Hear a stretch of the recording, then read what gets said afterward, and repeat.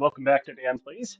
Been a little while, and I never did get around to doing any more Halloween games, but that's how it goes, I guess. Anyway, I'm here. Miss Adrian is here too. Say hi. He really doesn't want to be on camera, I don't think. Anyway, yeah, back with one of the big ones, at least starting one of the big ones, since this obviously will be a multi-parter. Probably not to be completed until I would guess into next year at this point. I am, by the way, recording this on what day is today? 22nd, November 22nd. Yeah, good chance I'll still be working on this. You know, however many parts it takes. Final Fantasy VI was what, 13 parts, I think. So this will probably be similar. So obviously this is Final Fantasy VII, the original version, PlayStation 1, my original copy, which is, well, obviously it's actually in the system, but here's the box for it, dual case. And I have my original player's guide, which is not in great shape, but it's actually in better shape than a lot of my other 90s era player's guides. There's that. Anyway, um, Final Fantasy VII, certainly one of the, I would say, most popular Final Fantasy games to date. Not even one of it probably really is the most popular to date. Um, it's often credited with really breaking RPGs through to the United States, to North America as a mainstream genre. Certainly, JRPGs had been released since, you know, even before the NES era, and certainly Western RPGs even longer than that. Stuff like Ultima Wizardry, what have you, PC games of that nature, The Bard's Tale. But yeah, games like the original Final Fantasy, it sold well in the U.S., but not maybe the blockbuster numbers that Nintendo was looking for. They released that one first party, incidentally. Um, Even into the SNES era, the Final Fantasy IV did well enough, but they really wanted to like introduce Western audiences to the JRPG and kind of break it through. And Final Fantasy Mystic Quest, another previous multi-parter on this show, was an attempt at that. Super Mario RPG seems to have been kind of partly intended for that purpose. Um, but yeah, Final Fantasy VI Chrono Trigger, as amazing as those games are, and those are like number one and number three on my top 10 games of all time list. They still were somewhat niche in terms of popularity in North America. Even going back to previous efforts to break them through, there was like the campaign where they gave away Dragon Warrior 1 with subscriptions to Nintendo Power. But yeah, it really was not until Final Fantasy VII that it really did break through as a mainstream genre in this region.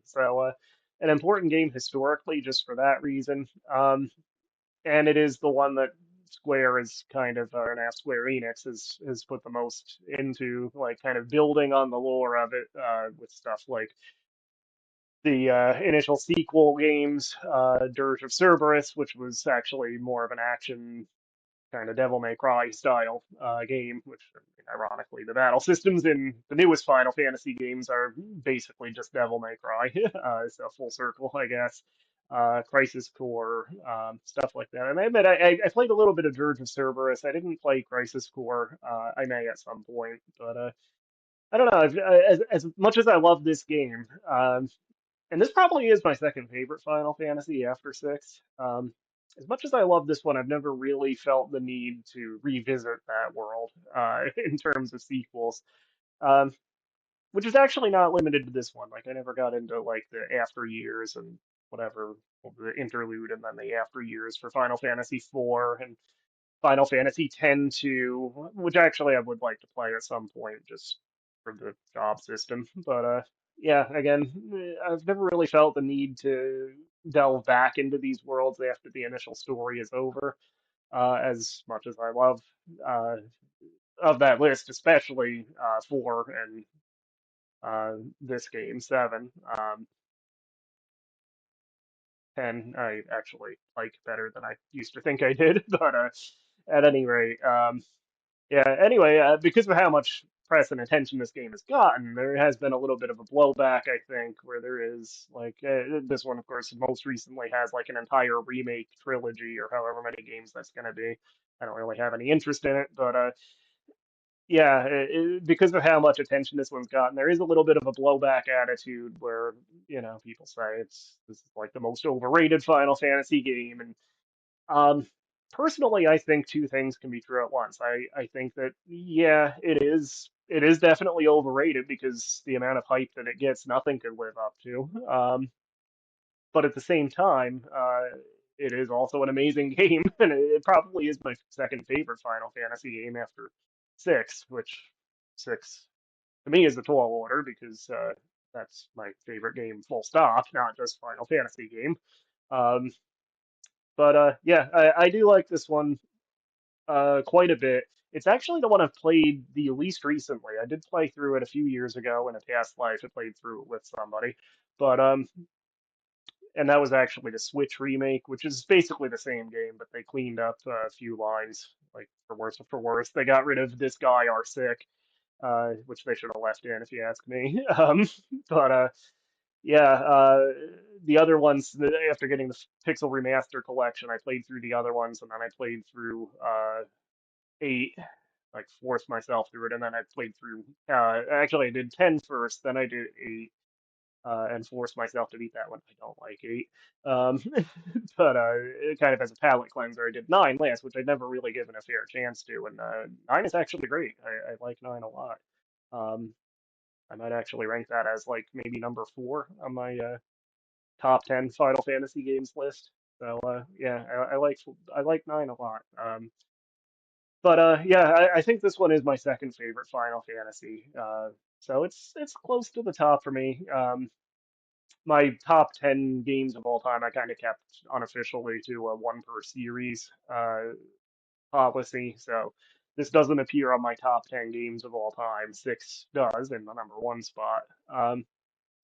Frankly, even if I didn't have the one game per franchise rule, I don't know if this one fit on the top 10 list anyway, because as much as I love it, there are other games that I like more that are on that top 10 list. So anyway, I was going to do this, at some point anyway, and I was watching AEW Blood and Guts, the Blood and Guts episode with the double ring cage match. Um, Basically just war games without calling it war games. It's actually closer to war games than the WWE equivalent that they do at Survivor Series anymore.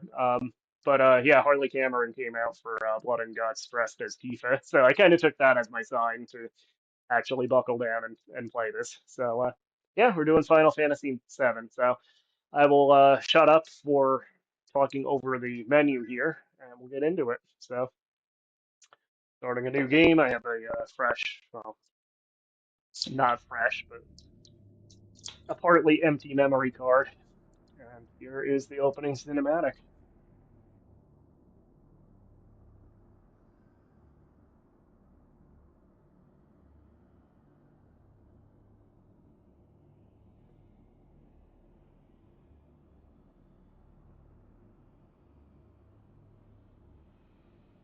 I do like the kind of space ambience here. I actually sometimes listen to this kind of music for background noise, fall asleep anymore. So yeah, I kind of dig the deep space ambience that they do in here. There she is.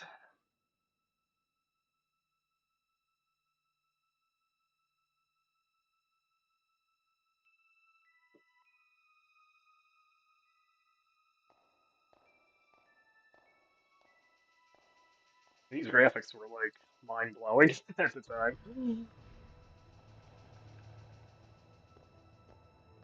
And the character models in these FM are obviously kind of dated now, but the rest of the imagery actually still looks pretty good.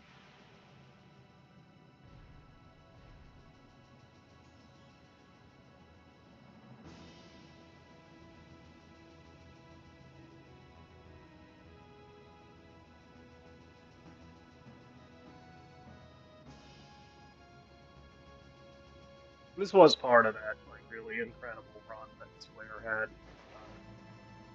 Between like 90, yeah, I've talked about this before, but between like 91 and 98, I would say, just an incredible, like one of the best runs any game company has ever had. Like Final Fantasy 4, 6, 5, 6, Chrono Trigger, Mario RPG, um, through Final Fantasy 7, Final Fantasy Tactics. Uh, it kind of faltered a little bit with 8, in my opinion. I know a lot of people like 8, but I'm not one of them. But even after 8, they still did Parasite Eve and stuff like that. So, yeah, amazing. Like, even Final Fantasy Mystic Quest, I've always been a defender of that game. I was in that run. Alright, so your boy here doesn't have a name yet. Just question marks. Or actually, I forgot. Actually, he's not question marks. He's ex-soldier. I don't think we ever find out what soldier stands for, do we? Or avalanche, for that matter. I mean, I assume they're acronyms since they're in all caps, but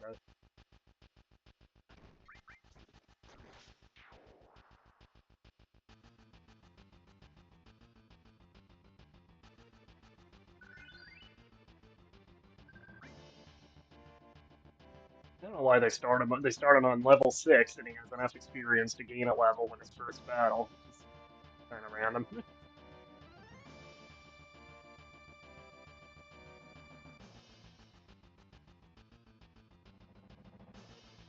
I guess soldier and avalanche, assuming they are acronyms and they're not just in all caps for emphasis. Um, Yeah, if they're acronyms, we never, as far as I recall, find out what they stand for. So I guess it's like the wrestling promotion WXO that lasted for exactly one taping that they divided up into 3 episodes, and they never actually explained what the initials WXO stood for.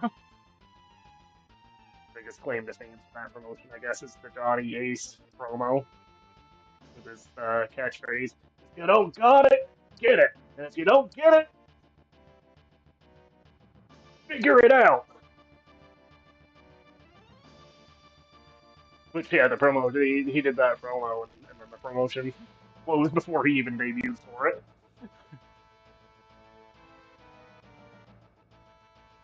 Anyway,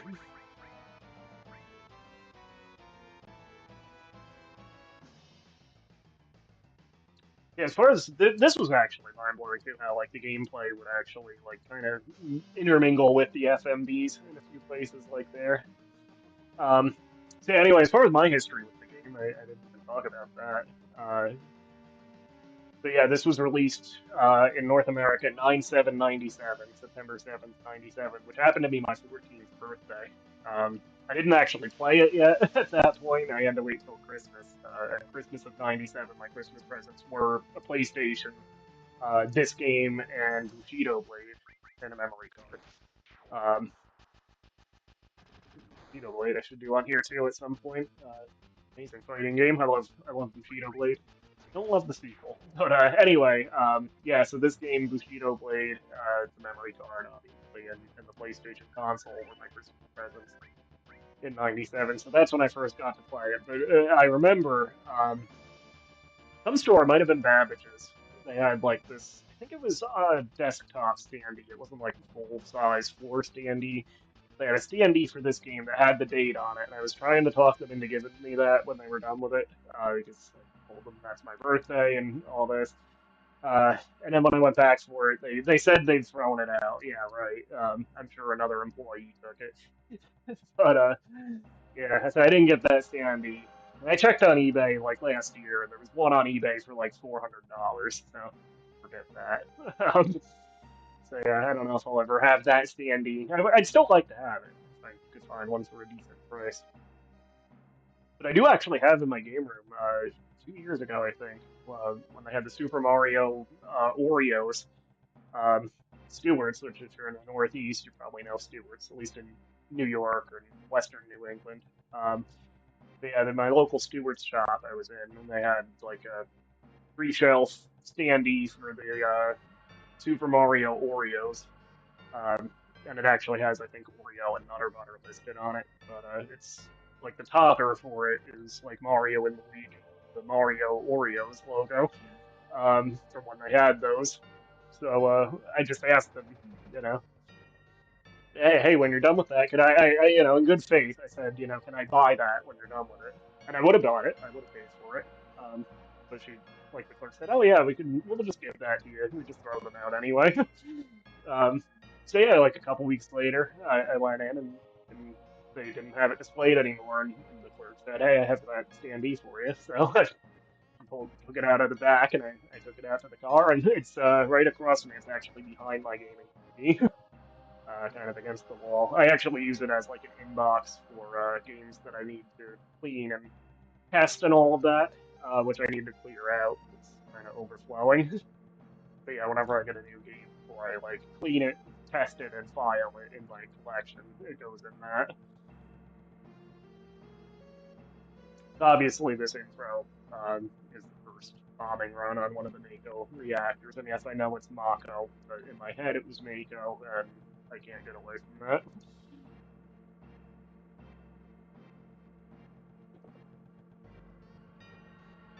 Not the Robo Guards.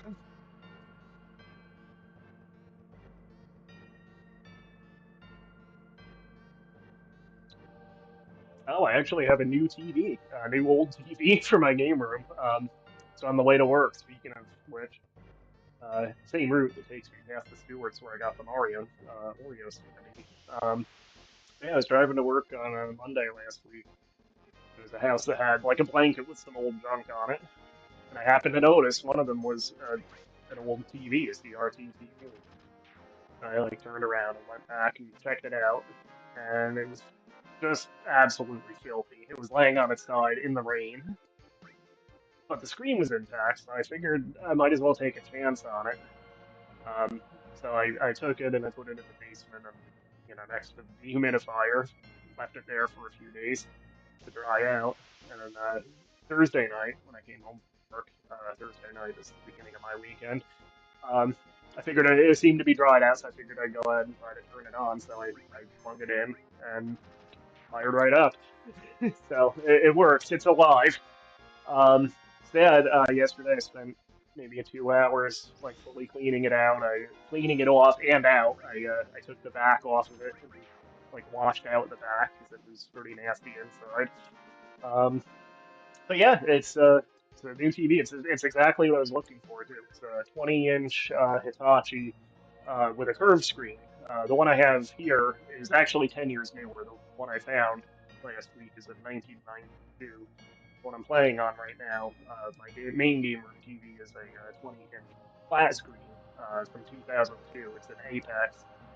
Um, but I wanted to. I have a little Daewoo CRT, like a 13-inch, I think, that has a curved screen.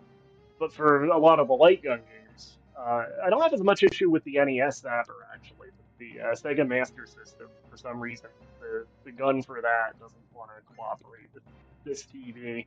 So I wanted a bigger one with a curved screen that will work better with it. So yeah, this is perfect. So yeah, it's actually sitting right over here on the floor. When I clean out the game room closet, it'll go in there. But yeah, it's like a backup slash alternate for this TV. So I'm playing, and I thought at some point of doing like Wild Gunman as an episode. So if and when I do that, I'll take this off the stand, put the Hitachi, the roadside TV, put that on here, plug it in, and we'll play it on that. So yeah, I was very surprised and very very happy about that.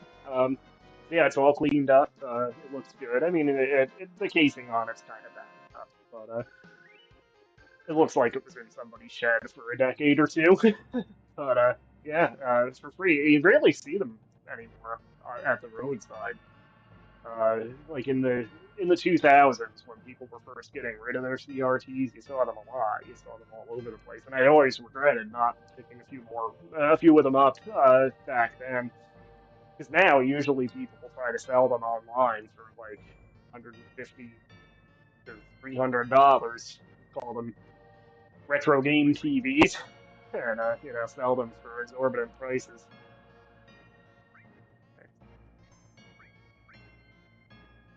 First save here. Yeah, finding one for free in 2025 sounds pretty good. Took a little extra effort to get it looking presentable, but yeah, very happy about that. So yeah, at some point I'll probably record a game on that instead of this one, especially if I do a light gun game or something. So anyway, I've been talking like through this whole intro sequence. There's a restore materia, which I think I'll actually save and give that to Eris when we get her.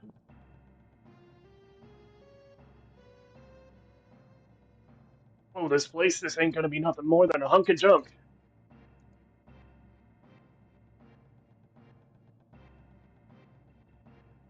Really does seem like they were trying to make Barrett just sound like Mr. T or something. But he actually is one of the better written characters. We won't get to it in this part, but yeah, like one of the most effective like character arcs that's never talked about. Not character arcs, but pieces of character development in this game.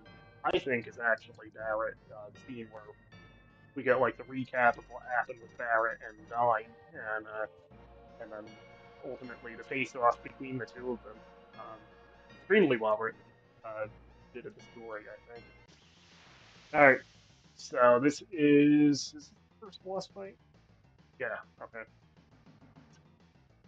So the Guard Scorpion. This is basically the same first boss that we've seen in like the last three, like all of the SNES Final Fantasy games. Um, the Mist Dragon in four, the what was it called, the bird guy in five, and then the Welk or the Ymir, the big snail in a six. It's the same thing where like it'll have a phase where you can't attack it, basically. The first limit break, which was technically introduced in this game. At least this game gets the credit. People forget or don't know because they don't happen often, but technically Final Fantasy VI kind of had limit breaks in that if a character is in like right hit points, if they're you know close to going down, there's like a one in I don't know, it's a very low chance, like one in 60 something chance that they'll actually do this desperation attack. And each character has one except Gao and Umaro, since they don't have fight commands. Um, but and shoot, I set Cloud to attack before it went into its no attacks phase. So this is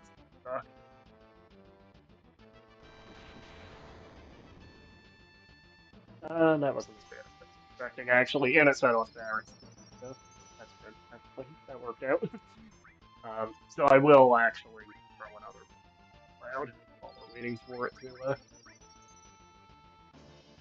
go back into its regular mode.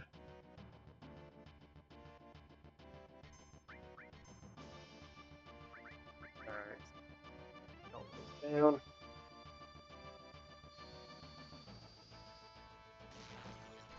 Cloud is basically a Mystic Knight. I think they said that he's based on the Mystic Knight archetype, but he's basically good at both physical and magic attacks. He's that all-arounder kind of character. But Square's always kind of loved through their lead character, certainly in this era. But yeah, like I mean, not counting Final Fantasy V, I guess. But I mean, Cecil was more of a literally he was a paladin in the story, but that was kind of his archetype in four. But then in five, anybody could kind of pass. But yeah, in Final Fantasy VI, both Celeste and Terra would fall into that kind of Mystic Knight category. I think Chrono and Chrono Trigger, Mario and Mario RPG. Um, like for a while, like pretty much all of the Square games had that archetype, Mystic Knight archetype for their lead characters, where they're good at both physical and magic. Cloud falls into that definitely. I guess eight kind of breaks that trend. Like eight, there was no individuality to the characters at all past their limit break or over. But I guess it was still limit breaks in eight. Um, there they kind of did have classes where like Zell became a monk,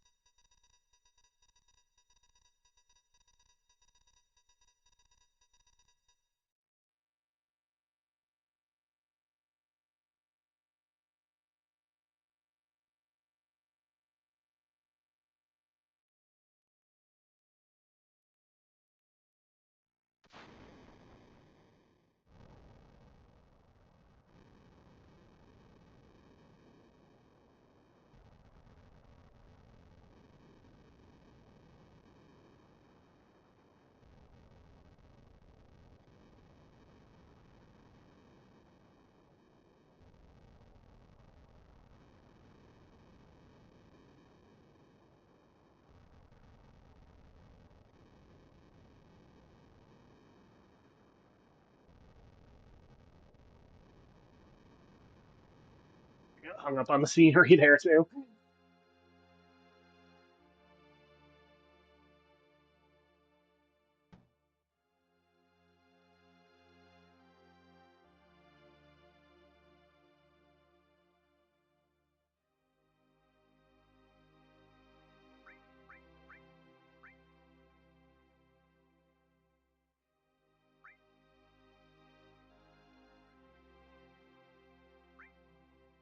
Why not buy the flower? There are like decisions like that that seem like throwaway things that do actually affect the gate scene at the gold saucer later in the game. Like if you do like negative responses to Eris and then positive ones to Tifa, you'll get Tifa on the date. And you can actually potentially get either Yuffie or Barrett to show up as your date if you do it right. Um, just the way I tend to play it, I kind of end up defaulting to Eris as the date, which makes the most sense story-wise anyway. So that's the one we'll definitely see when we get to that point.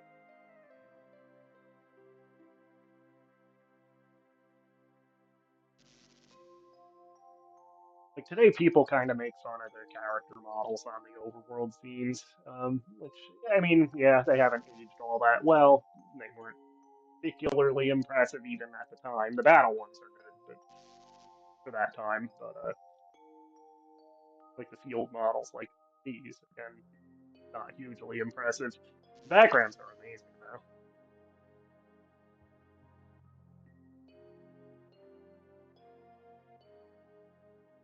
All right, so let's run. You can fight all of these guys, but it doesn't really affect anything, so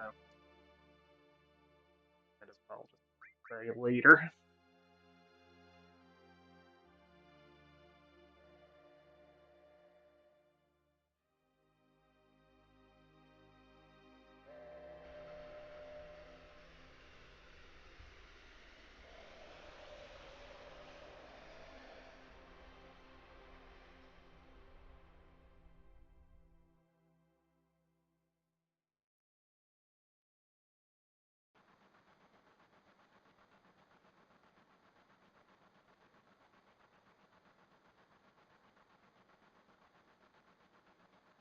And I just saw a flower girl that had to try to put the moves on.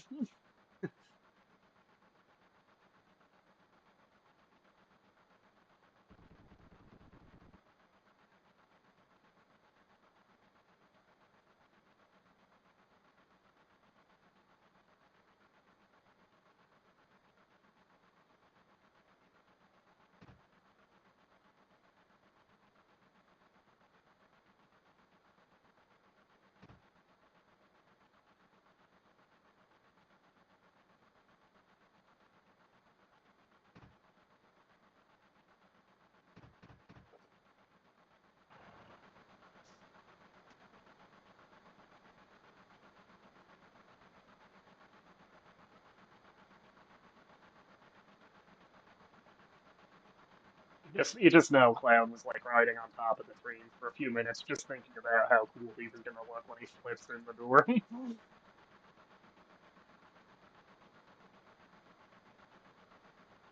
Yeah, it's no big deal. It's just what I always do.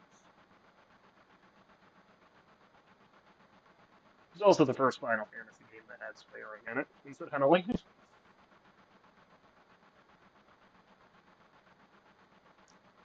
Gotta earn that T rating somehow, right? Kind of like the first Ninja Turtles movie. Yeah, they had to have Raphael keep saying the word "damn." Gotta earn that TG. With Lily to the local cinematorium, where our passions were inflamed by Raphael's reckless use of the word "damn."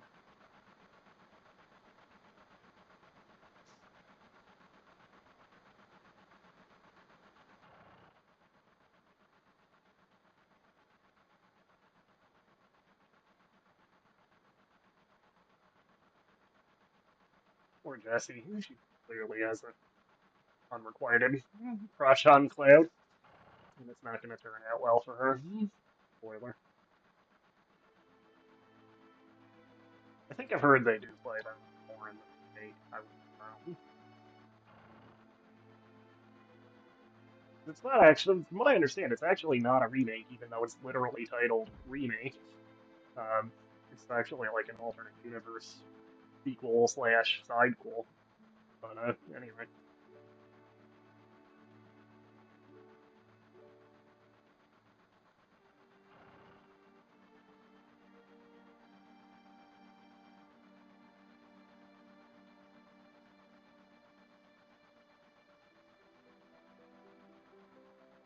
this game has a definite leitmotif that carries through a lot of the musical tracks, and we just heard it there. Da, da, da, da, da, da, da, da, da, da, da. He did that. Uematsu did that a little bit in Final Fantasy VI, also with like terrorism being used, like the melody of that in different tracks. It was even heavier in one. Amazing soundtrack, which they always are. Like even as much as I don't like Final Fantasy VIII, and as much trash as I might talk about that, the one thing I'll never trash about eight is the soundtrack. It's amazing. It's just as good as any of the other Uematsu soundtracks. I'm partial to six, but I mean they're all good. Like I mean Final Fantasy two on NES had one of my favorite overworld themes in the entire series. Like they were all good. All of the soundtracks, even the ones that Uematsu didn't do. Like Final Fantasy VI West. How good was the music in that?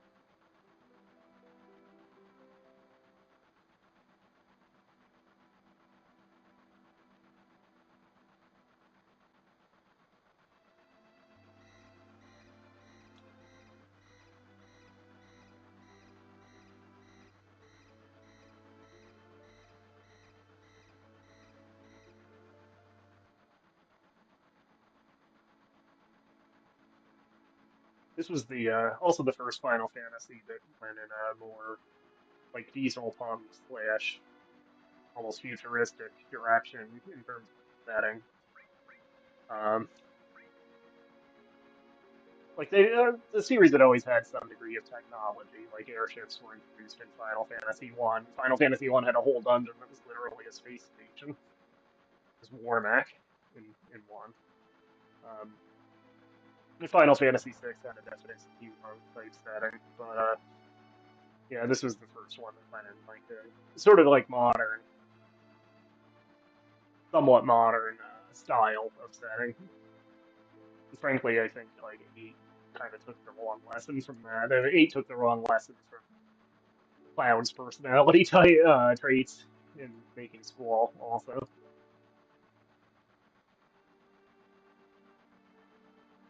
like actually another thing I won't denigrate about eight. And as much as I'm not as much a fan of the like modern settings, I think this game did it well. But like broadly, I'm not as much a fan of like the modern fantasy setting as seen in eight, at least. But there are other games that I do like that kind of thing. I think this is one of them actually. But yeah, the actual art direction, like the backgrounds and stuff in eight animation, still great.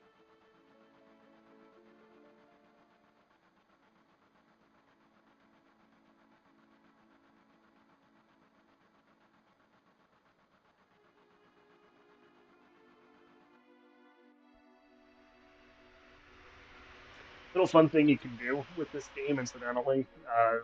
The FMV files are basically the only thing that's different between the three discs this game originally came on. Um, from my understanding, basically the entire game is on all three discs except the FMV videos. So if you like start a file, a save file, start playing it, take the disc out and put a different disc in. When you get like an FMV video, it'll actually play a different video that's in that location on like if you're playing disc one, but you put disc two in, it'll play like, the one of the weapons waking up or something instead of, the train going. Um, I don't remember if that's exactly what would pull up there, but yeah, it is a little fun, weird thing you can do with the original 3-disc PS1 version. Obviously, you can't do that with like the digital version on Switch or whatever. As far as rules for this playthrough, incidentally, this is not going to be a completionist playthrough, so I'm not going to be like grinding materia to maximize it or anything like that. I'm not going to be doing chocobo racing other than the required ones. We will try to get Knights of the Round, um, and there is a way you can kind of game the chocobo raising system to where you can. It involves like resetting the game. I kind of forget exactly how to do it, but it is possible, and I've even done it on the Switch reissue.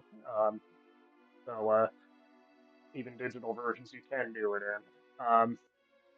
But yeah, there is a way you can game chocobo raising, so you can get a gold chocobo without doing the racing. Uh, so we will try to get Knights of the Round. I'm not gonna do like the chocobo racing. Probably won't do the mini games except when they're required in the school. So hanging around the gold saucer or whatever.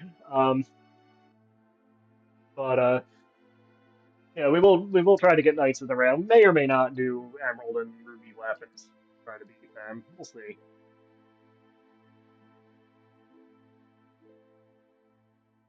Interrupt this guy who's clearly taking a piss against the electric fence here. We learned from Ren and Stimpy, you don't whiz on the electric fence.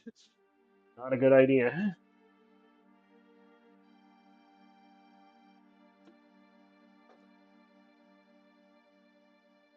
How you doing, Adrian? Adrian and her counterpart, Tabby, had to go to the doctor yesterday. Did not enjoy it.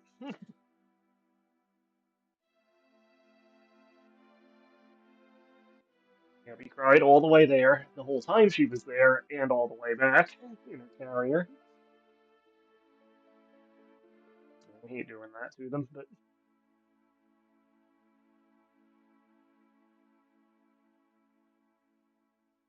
who I am, you just look like a guard. Supposed to be important.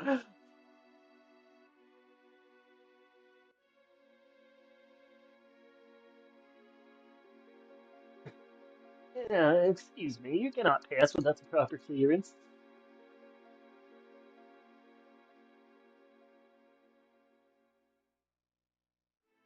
I probably should have actually dropped a save there. I think there's another save point, and there's like a training room in this first town area.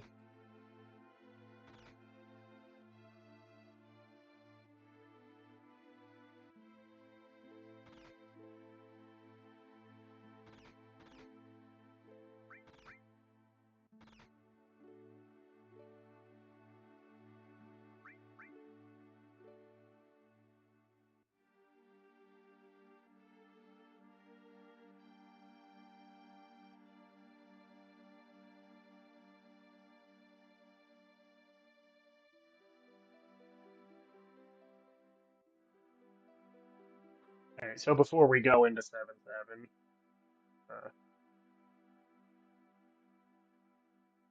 hang on. Did he just say to go back? Maybe he's not going to say it again. Did he say, "Oh Jesus"?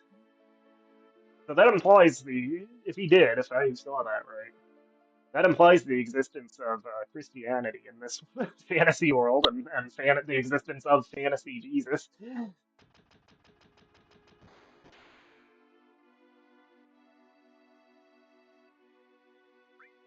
Alright, so yeah, I was thinking one of the golden stuff. I want to get bogged down with the training sections. Yeah, this is the shop. So we got the. I don't know why they even put the assault gun in the shops because you get them from by a few grenades. So you get one from the guard scorpion during the intro sequence. Cloud that iron bangle. Should actually get one for Tifa too. Because we're gonna be using her soon.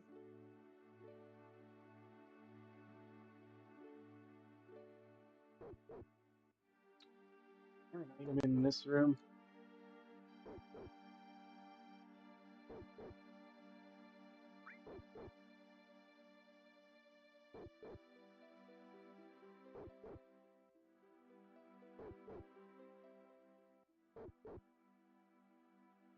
You may not let it in until you go to 7-7, maybe.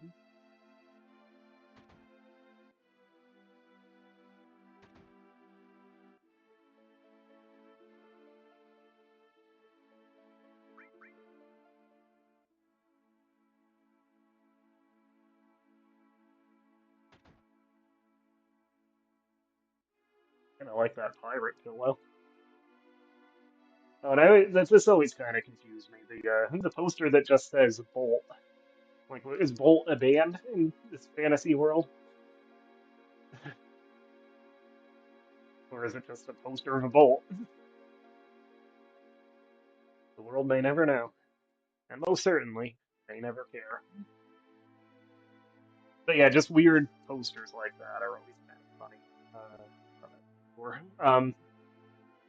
Yeah, since we're coming up on the holiday season, one of my favorite bizarre posters, and it's never mentioned, it's just in the background. But if you watch National Lampoon's Christmas Vacation, which is probably my second favorite Christmas movie, yes, my first favorite is Christmas Story.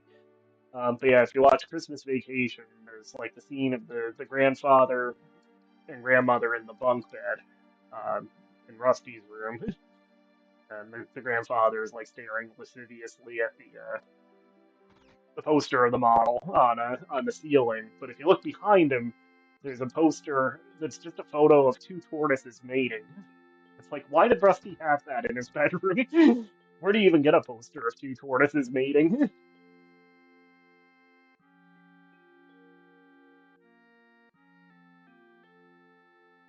Oh, this is our first meeting with Chesty LaRue. I mean, Busty Sinclair. I mean, Hootie McBoob. I mean, Tifa.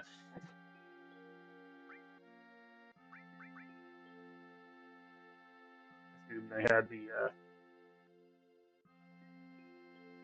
isn't the story with Lara Croft that like the bust size spider they accidentally turned up too much when they were designing her model and decided to keep it. I assume that's what happened with Tifa's design too.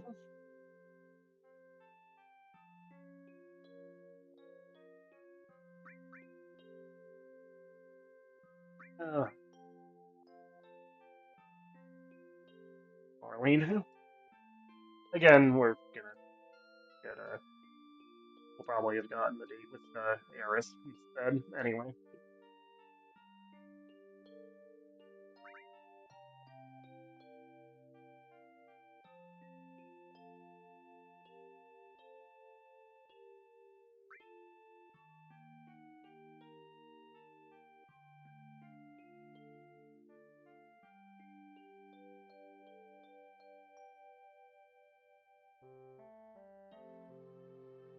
Oh, we have to try going out.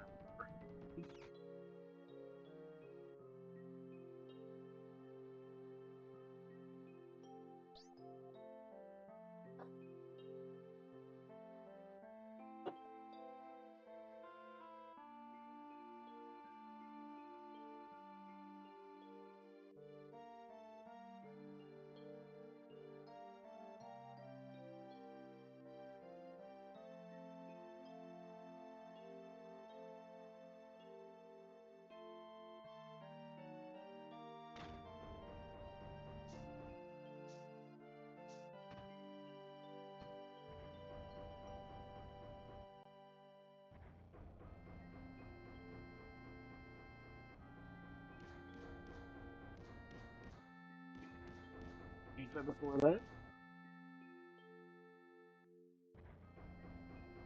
if you can. This, yeah. I couldn't remember if this conversation can happen here or after the meeting with Barrett.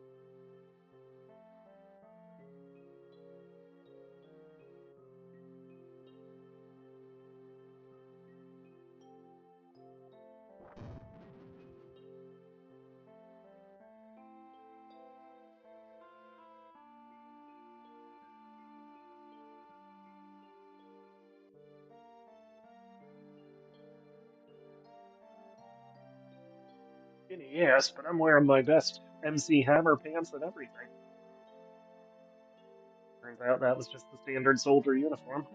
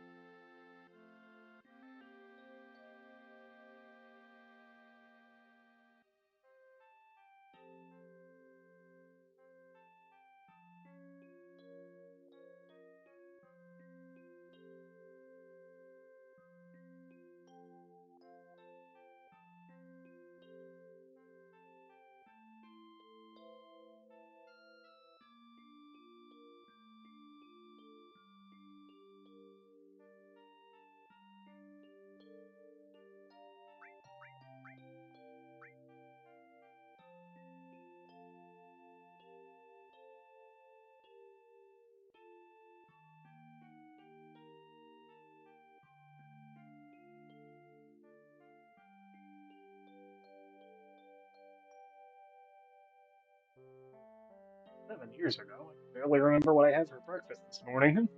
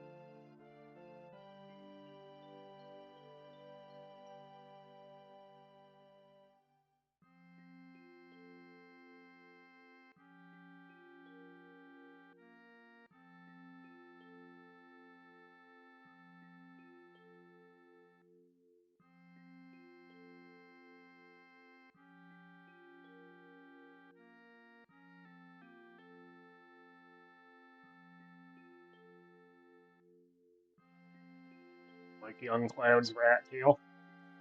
Can neither confirm nor deny that I may have actually had a rat tail when I was in elementary school at one point.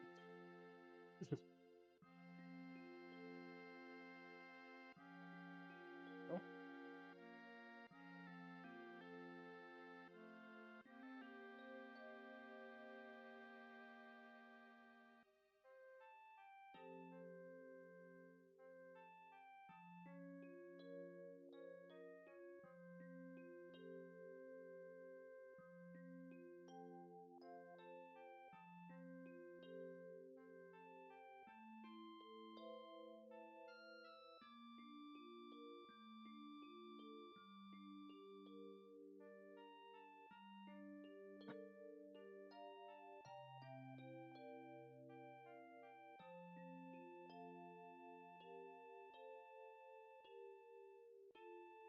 bless you. I don't know if the mic picked that up. Adrian just sneezed kind of on me.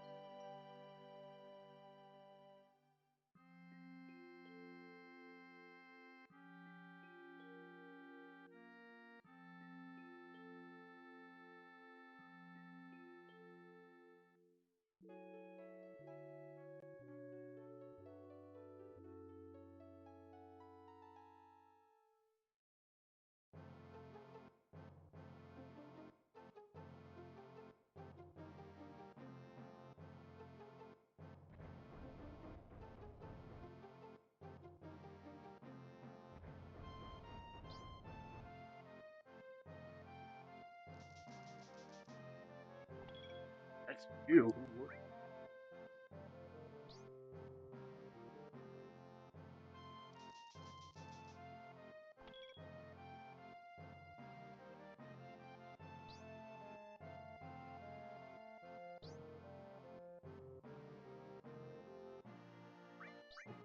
Again, skipping the tutorial.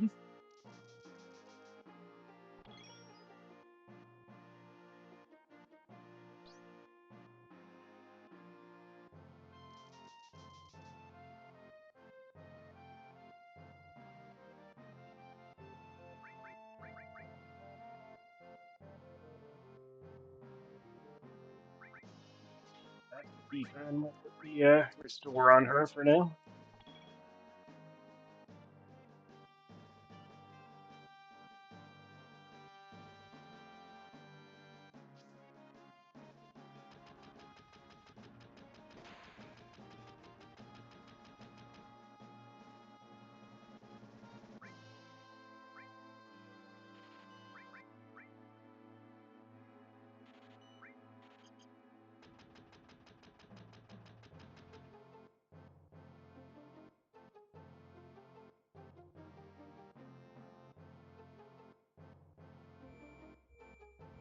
Alright, so now I think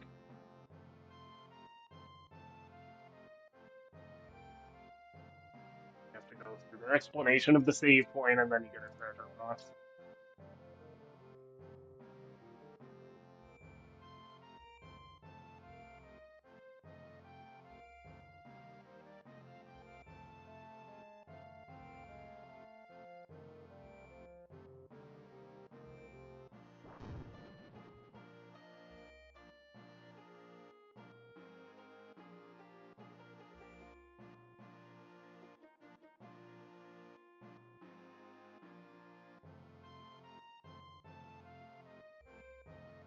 I didn't need to do that twice. I was thinking you've got a treasure box here. Maybe that's what I'm thinking of. They just show you what a treasure box is. This is, I guess, this is what I wanted you to talk to.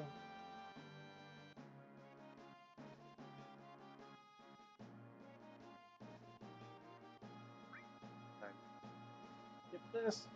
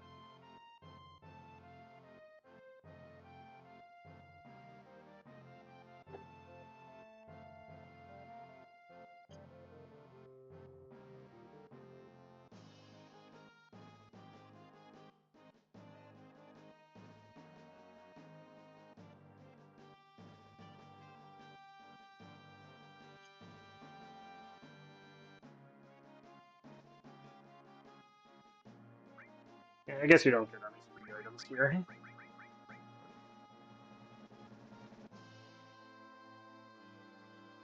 Training rooms with 6 and then chrono trigger. Free stuff. Not here, I guess.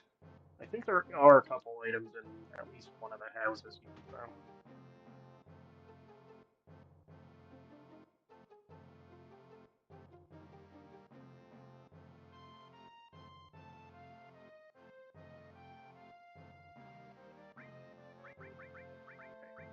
So we'll have fire in it.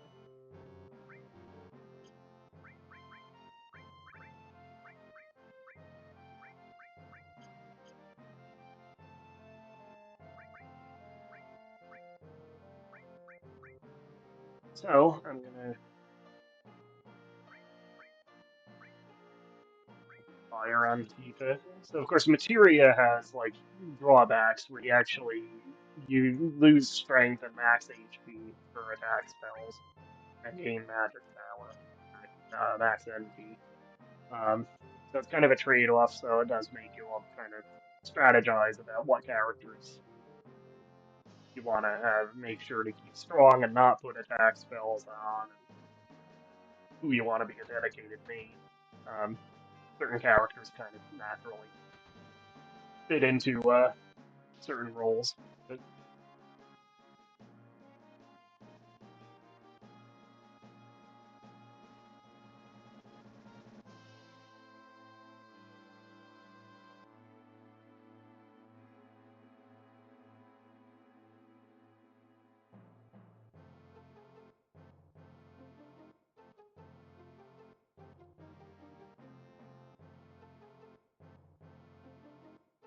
yeah, that line wouldn't fly today, I guess, except on Twitter.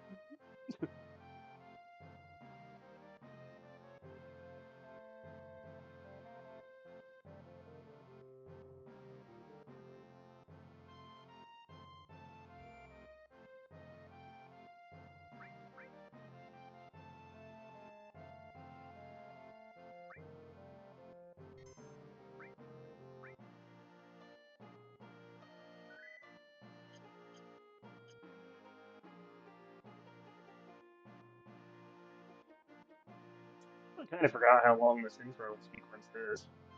Well, I was gonna shoot for like 2 hours. This actually fill most of that 2 hour block, the two reactor runs.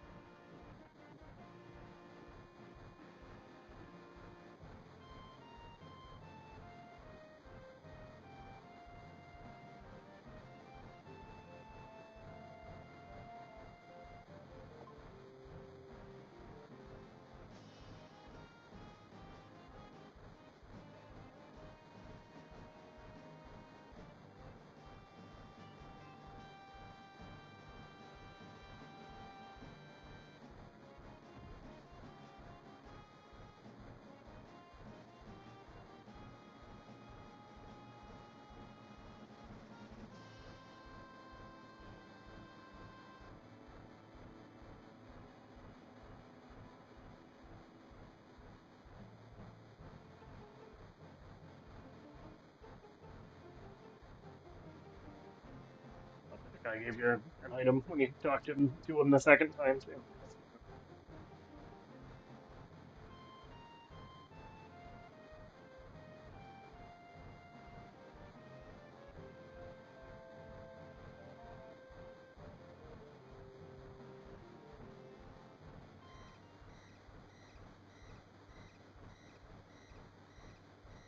A little closer. Oh, okay. Uh, Tifa, is that a new shampoo I smell?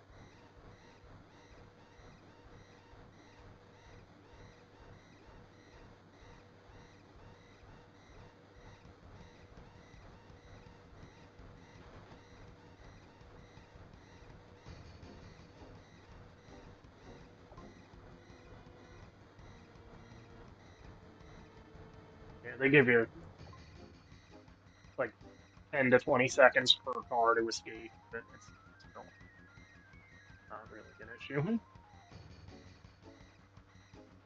And I think if you run out of time, I think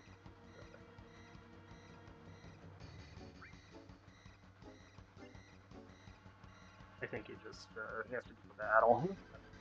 Game overs here or anything. But yeah, there are actually at this point, like I just got a high potion that one guy. There are a couple of places where you can get items to talk to people while you're trying to escape, or at least one, the high potion.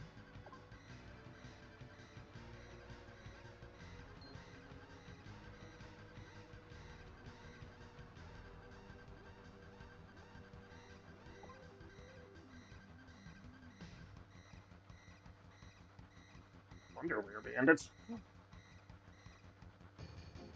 know, I missed for the second guy there.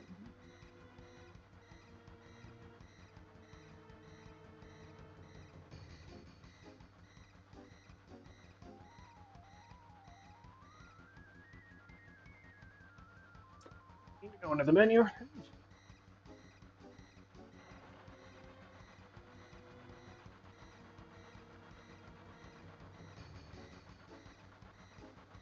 Talk.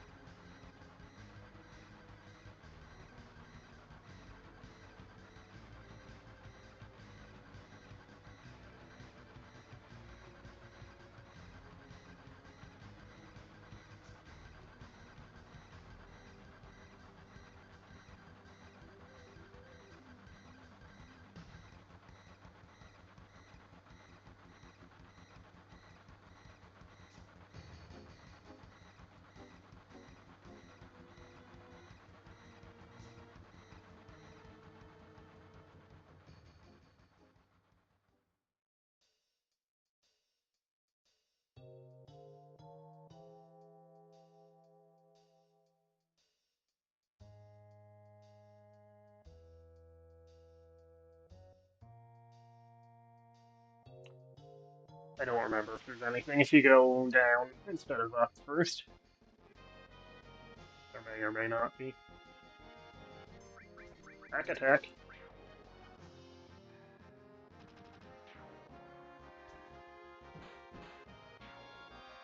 Yeah, in terms of like classic Final Fantasy classes, and this game has a lot of with the materia system. It does have a lot of customization possible, but it definitely the characters do kind of fit into like class roles. Classes as defined by previous Final Fantasy games, like Cloud is the Mystic Knight, is obviously a monk. Barret, I guess, would flow into like a ranger. He mainly has long range attacks. In fact, I should put Barret in the back row if he's maybe he is already, but if not, he should be in the back row.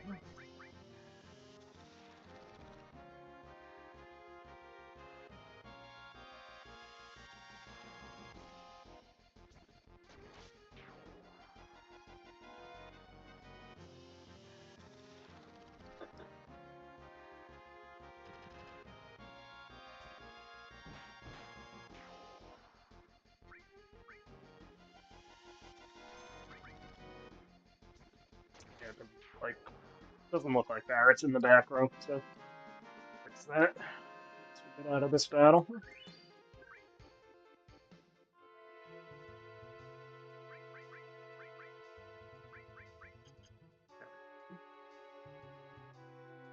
That'll let him absorb a little more damage, and since he has a long range weapon, there's really no reason for him not to be in the back row. There's a very good chance that I'm going this direction for no reason. I don't remember if there's actually any items or anything. And in fact, forget it. Let's go north like we're supposed to.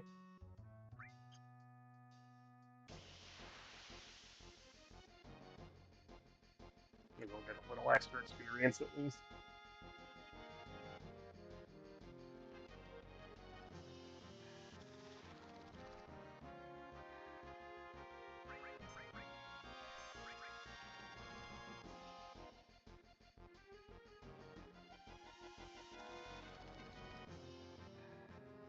these guys are quite annoying. In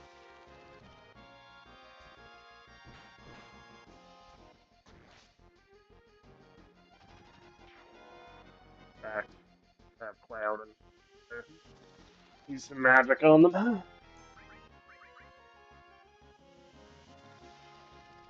it over with. Because that silk is well effect.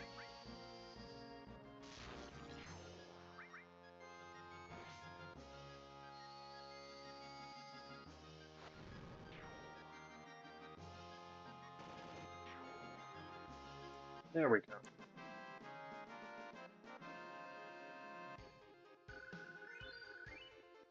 Level up for Tifa.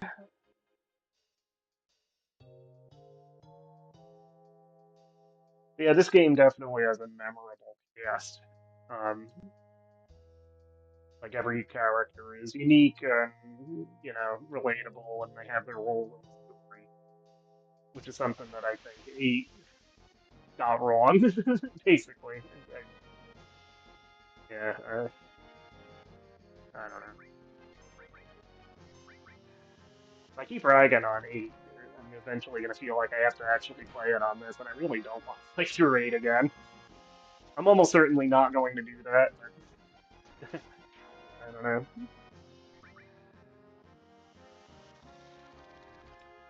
Yeah, I'm regretting even trying to check down the tunnel. These guys suck. Keep doing that silk move. Just again, a slow effect.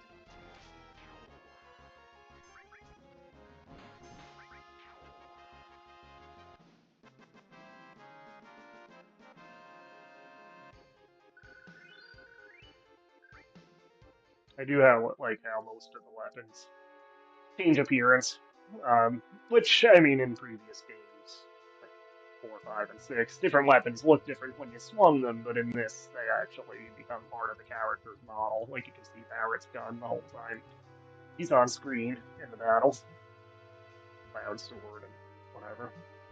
Like even Tifa's gloves, you can see change in appearance when you hit the different ones.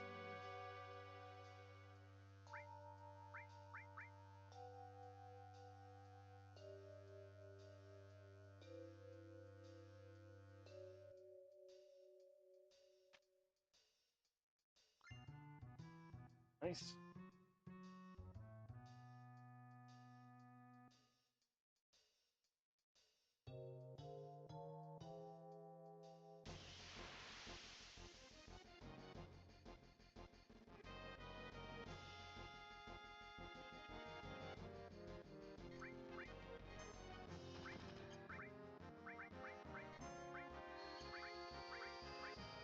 Got some magic on these two.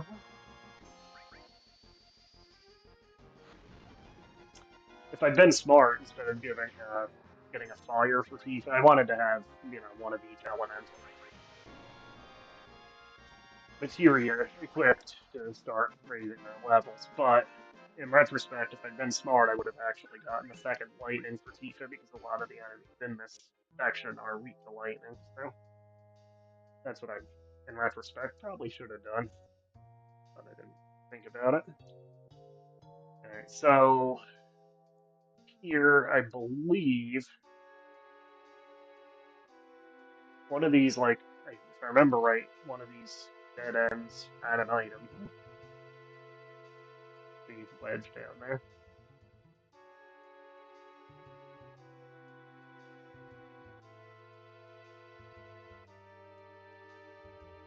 Some die-hard action here, or groundskeeper Willie chasing Santa's little helper, if you prefer. In the air duct. Jesse.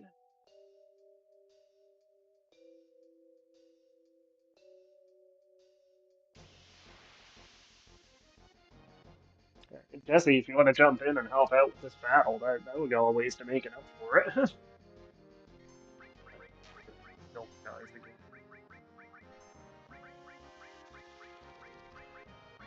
Take that out first, at least.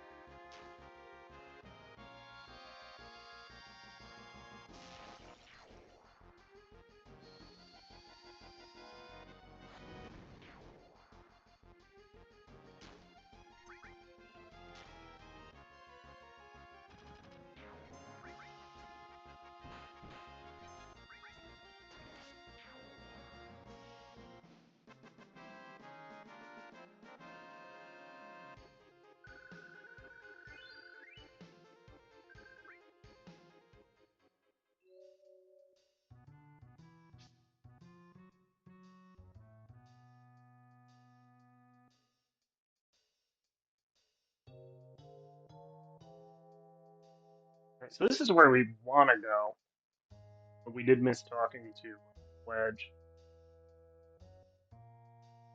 Probably not important, but Jesse's gone.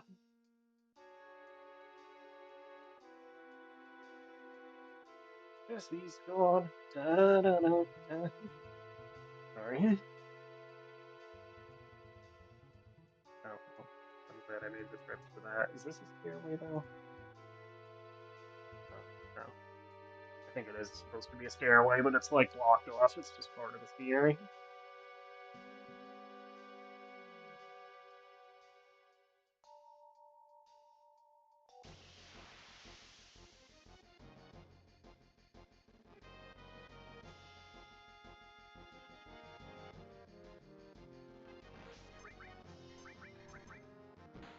Limit break from Barrett. I think I'll save that for the boss though. Although with Barrett, he's not be able to do much else. He's not have anything on him except the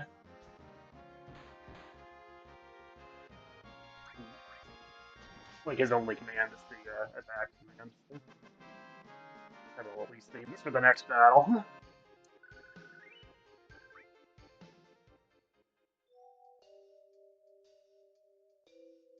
I do usually keep Barrett kind of focused on being physical character, physical fighter.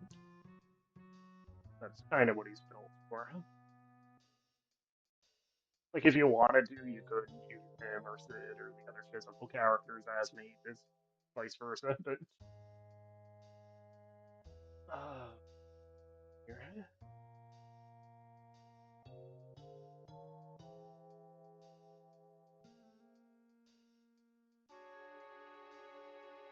Oh, yeah, this one, I think.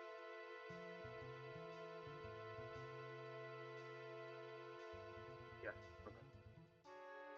Alright, we're good. Hey, buddy. Oh, wow, you didn't do anything. Came all this way, and then you're just leaving. Alright, so we might as well use that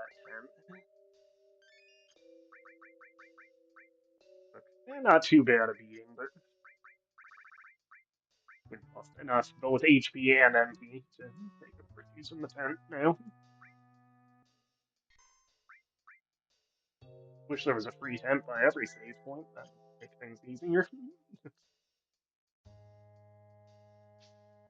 Like in Chrono Trigger, there's an I think it's in 680 in the forest outside Guardia Castle. There's the bush that you can get the free tent.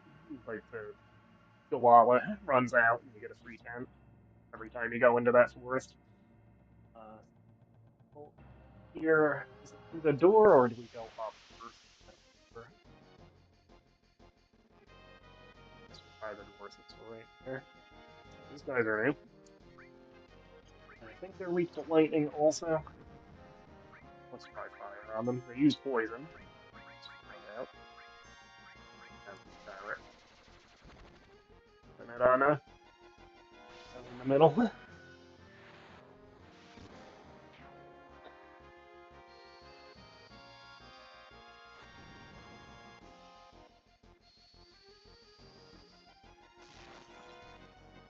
Yeah, I think the lightning did a little more damage.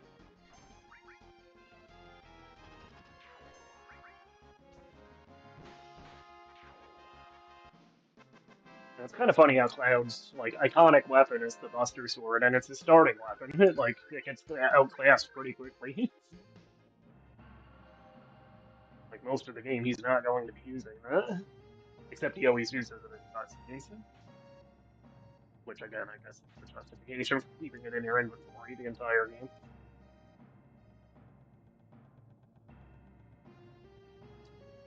Yeah, this time.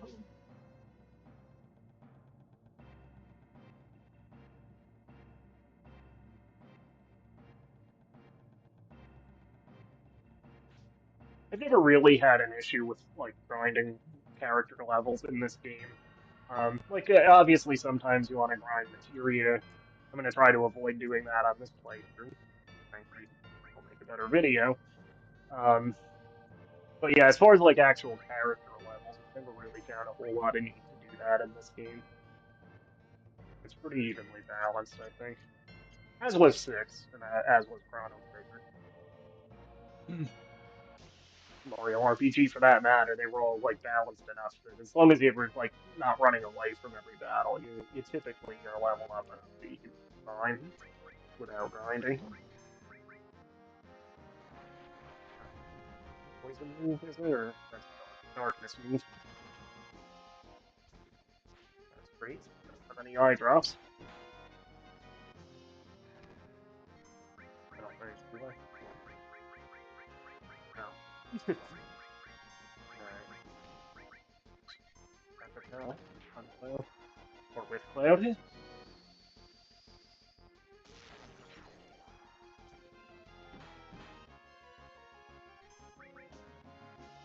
You can actually push select to see the enemy names incidentally, some of which are not especially well translated in this original PS1 version, like the dog slash panther slash displacer beast, I guess, with those tentacles. That's just called blood taste. Where Cloud starts freaking out.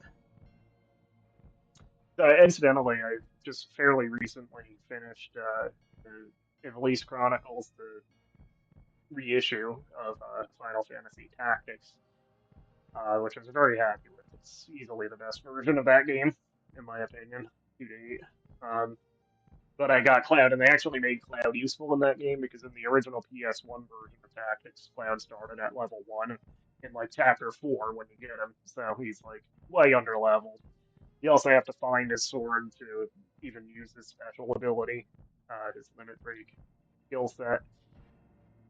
So it's not like you kind of get Cloud just to say you did in the original version, not really to use him. But they actually, in the Ivalice Chronicles, they made him useful. He starts at a comparable level to the rest of your party, and he starts with his Materia sword, which again, they didn't give him the Buster sword as his weapon in Tactics. It's the Materia blade, which is not a weapon in 7. So there's like instead of he starts with it now, so there's like a stronger version of it that you find where you used to find it in the PS1 version. But anyway, my original point was going to be that story-wise, I've either forgotten this or maybe because the translation in Tactics on PS1 was frankly awful. The translation was not good. Like anytime like dragons had breath abilities, and somehow the word breath got translated as a bracelet in the PS1 version of Tactics. Like, how did that happen? But see, I don't know if this was phrased differently, if I'm just not remembering it, or again, if maybe it was not really clear. But I'd forgotten that it's implied. This is spoiler for a little bit later here. There's a part where Cloud is in the live stream, which just saying that on its own, if you probably not a huge spoiler because it doesn't mean anything at this point if you're not already familiar with the story. But yeah, it's implied when you get Cloud because he comes through a portal in Tactics, and it's implied that it's the same Cloud from this game, and it's actually like his consciousness was pulled through into Evilise during the time that his consciousness is lost in the live stream in this game. So that actually can imply that Final Fantasy Tactics actually takes place entirely in Cloud's mind, and thus every other game that takes place in Evilise does too. So the other Tactics games, the advanced Final Fantasy Tactics advanced games, Final Fantasy 12, I think, is it 11 or 14? One of the online ones that I have zero interest in, but I think one of them either takes place in or at least involves Evilise. I think Vagrant Story might have at least something to do with Evilise. So, like, do all of those games take place in Cloud's mind too? In that case, um, it's kind of like the ending of Saint Elsewhere, which had this bizarre ripple effect.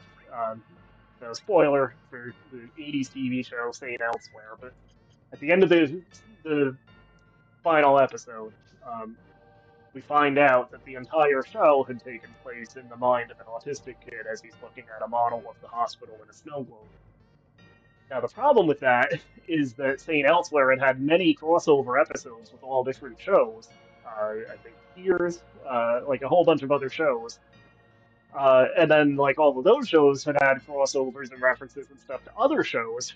Um, so this, like, bizarre ripple effect happened where the ending of St. Elsewhere implies that not only St. Elsewhere took place in the kid's mind, but like somewhere literally close to, again, literally half of every TV show ever took place in this kid's mind. Like Seinfeld, The Simpsons, X Files, I Love Lucy, retroactively, all take place in this kid's mind.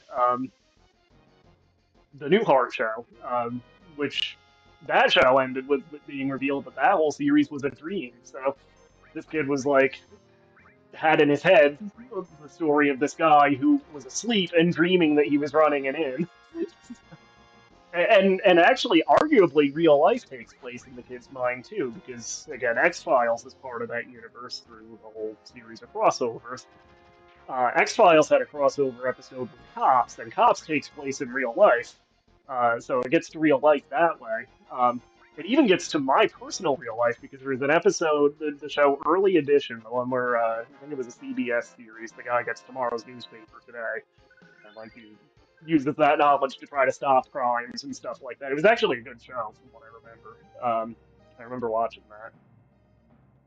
To check that out again, see if it's streaming anywhere, I guess. But yeah, anyway,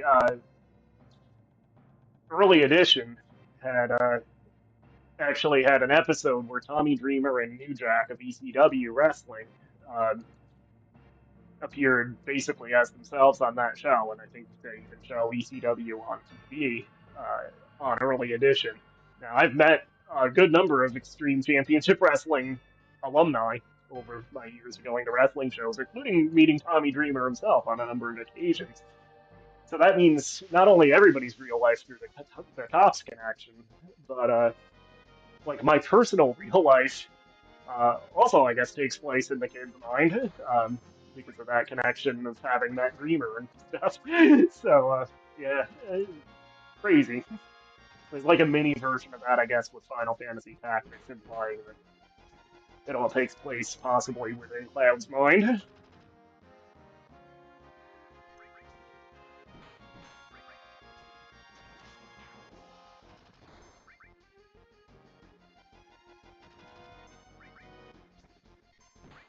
It's a subtle addition to this game, but I really like it. And I'm trying to remember, did any of the later Final Fantasy games do that, where there's you have the numerical HP value, but you have the little bar under it? I know there's some that you can have it shown as like a percentage or as like the actual number of HP. Like Mystic Quest did that, where you could have either a gauge or the number. But I like having both on screen. I don't know why they didn't keep that feature.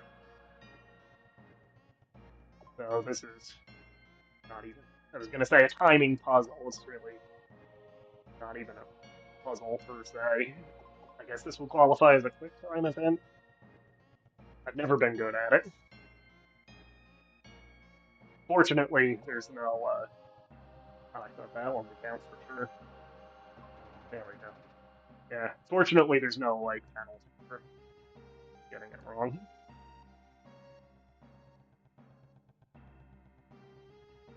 I don't have another tent, do I?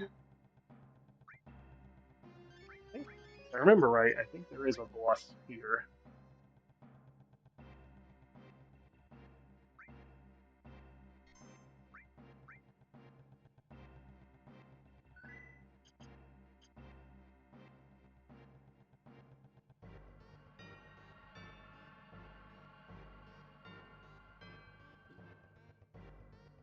Yeah, this is the Airbuster.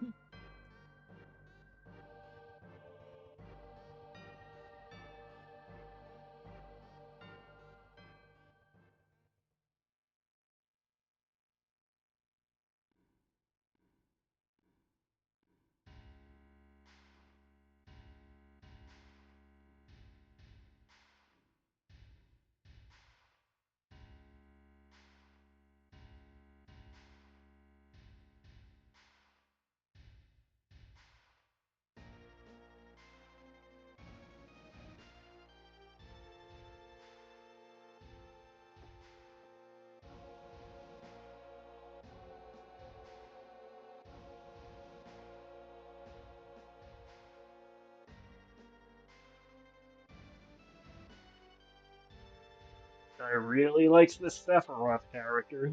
Why don't you marry him? You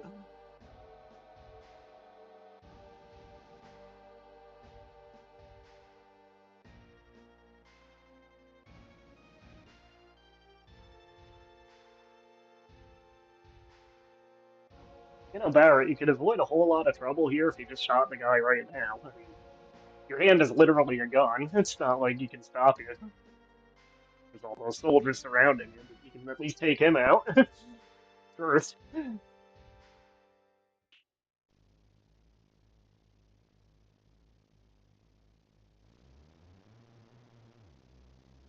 Meet Airbuster. It'll look way cooler in the actual battle sequence.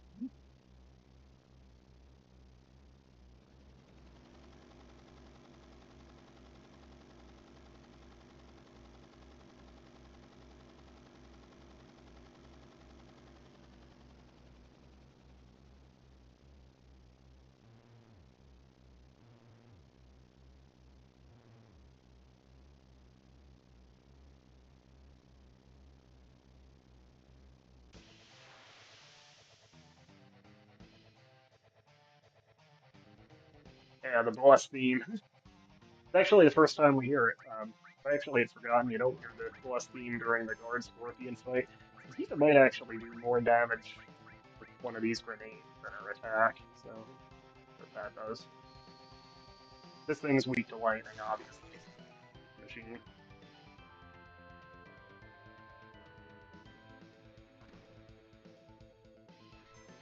It hits pretty hard, but fortunately, those big hits, it does build up your limit meter pretty quickly.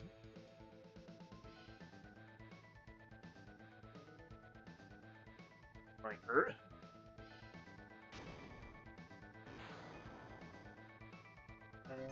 Yeah, excellent. That was good. Oh, that broke his turning already. But he still has his ass gun. Oh, good hit with the grenade. As far as Tifa's limit break goes, hers run on a slot machine. Oh, that was easy. I remember him taking a little bit longer to beat. Maybe going the wrong way in that tunnel. Maybe I leveled up an extra time. I don't know. Huh. That grenade was a pretty good hit too.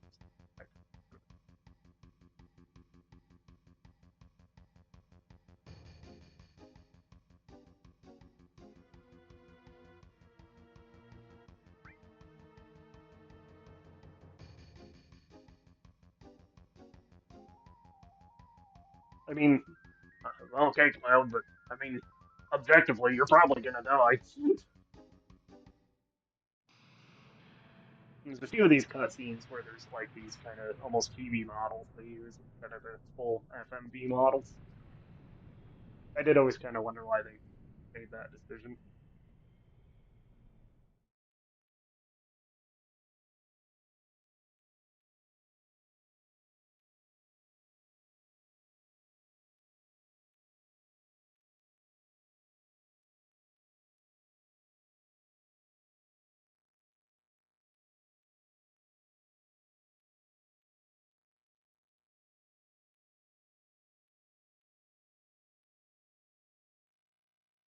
Oh my god, I think it moved.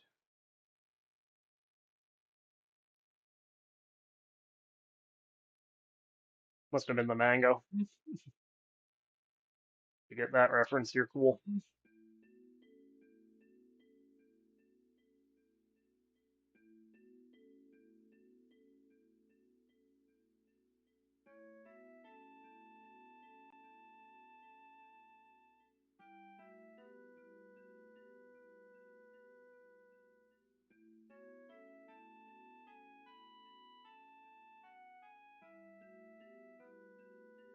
And of course, he has to kip up because he's just cool like that.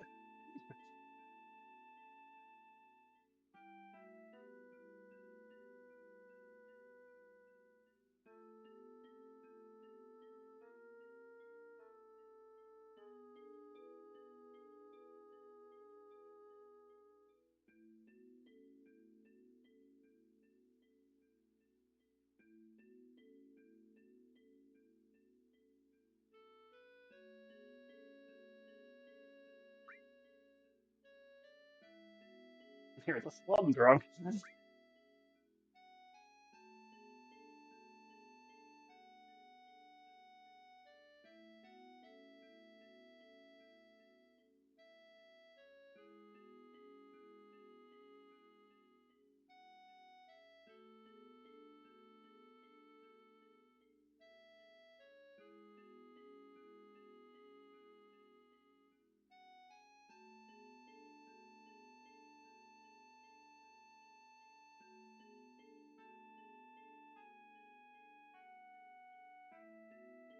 My materia that doesn't do anything certainly will not be the impetus for an emotionally harrowing cutscene later in the game.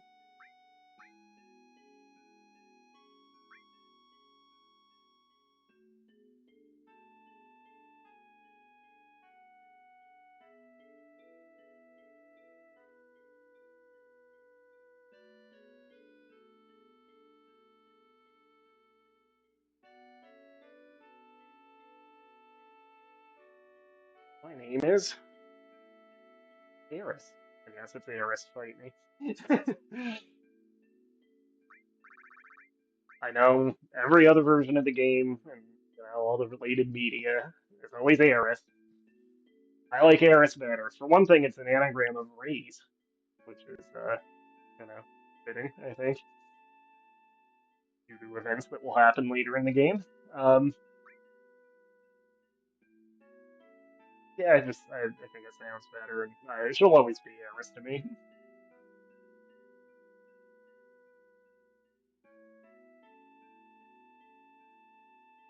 At least, at least I have an excuse for that one too. Like, you know, stuff like character names and Chrono Trigger. Like, yeah, I always in my head it was always Marley. I know it's Marl, but I always when I first played it, I just in my head it was Marley, so that's how I always think of her. In this game, I always think Mako, even though it's probably supposed to be pronounced Mako. Um, but yeah, at least in my defense for Eris, that was her name in the original North American release. So,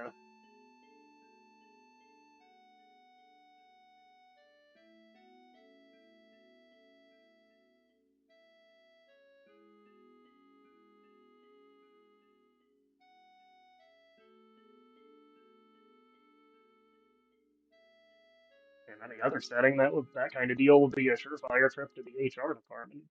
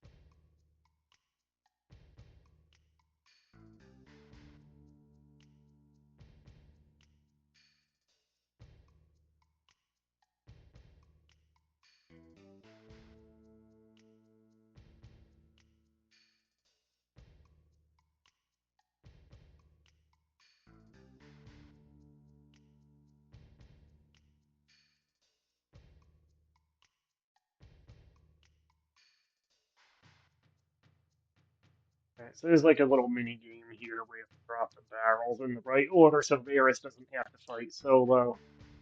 I always forget which ones drop where.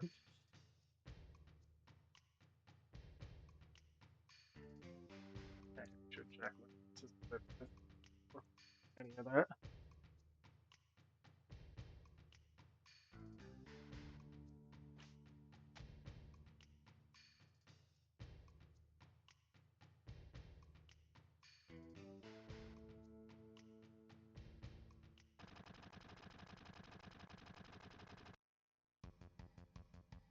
Yes.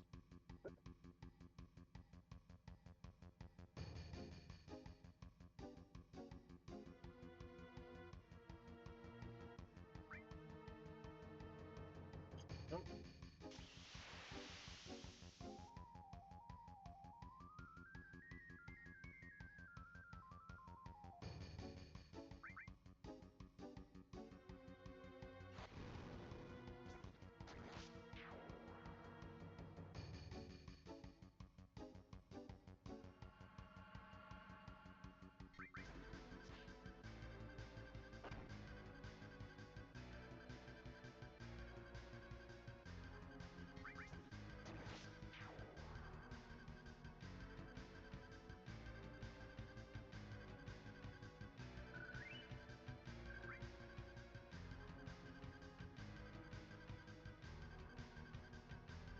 Okay. Trying to remember which barrel to push here. Like it looks like it should be the bottom one, would probably be the top one here on the side, right? Got him.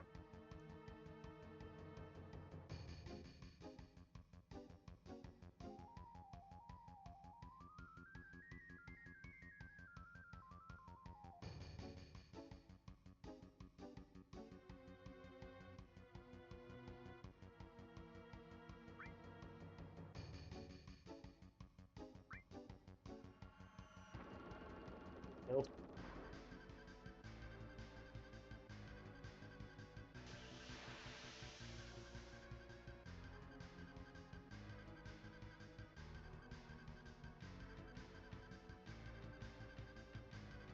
That doesn't look like the card.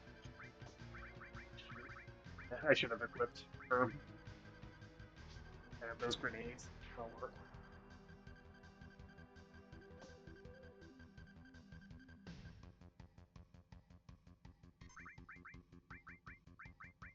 Right, I bought those.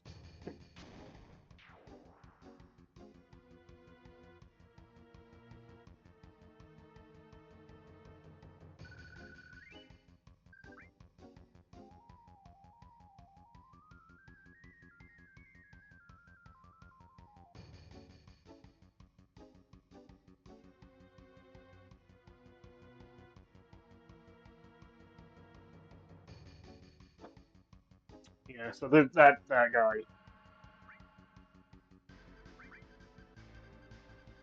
guy would have been taken out by the battle. Like, dropped.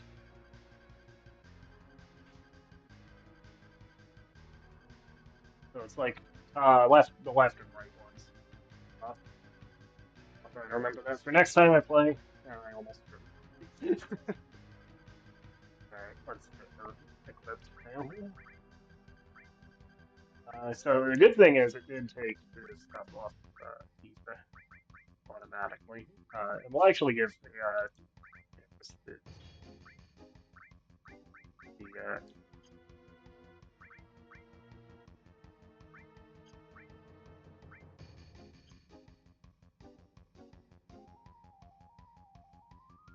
heightened angle. Sorry, got distracted. Adrian literally just tapped me on the leg to get me to pet her.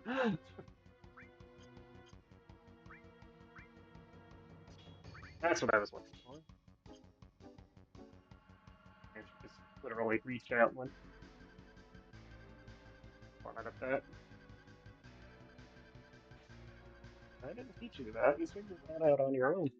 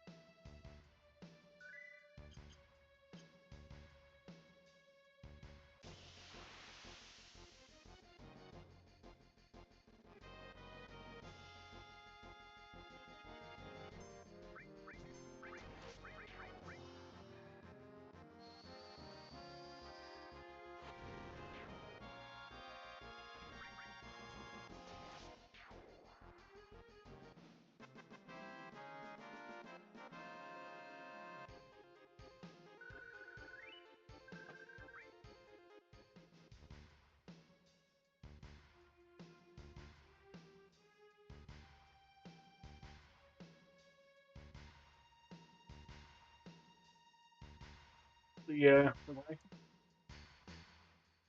oh, this is here it comes.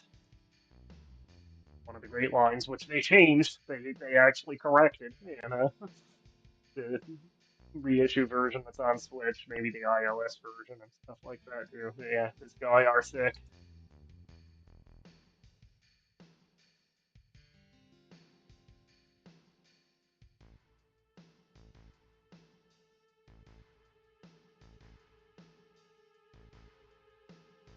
Pretty cool house he has. For, just being a pipe. Won some trophies too.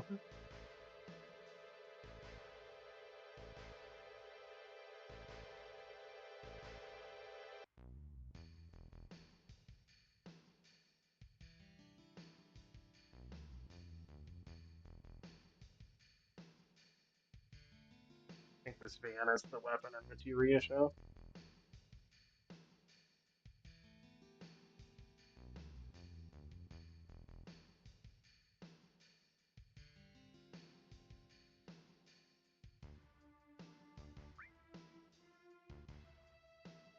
So, and well, just get a full set of Titan bangles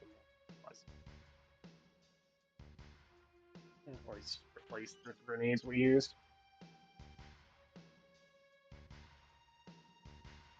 I guess so.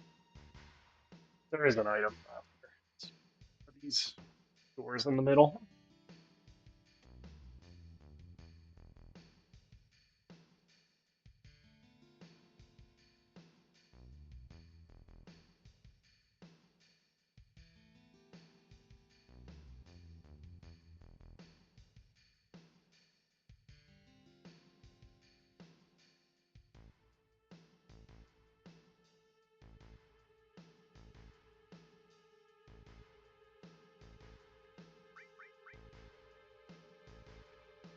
So I think you get like either an eater or maybe even a turtle eater if you don't take that from that kid. Some item anyway. Something better than 5 gil.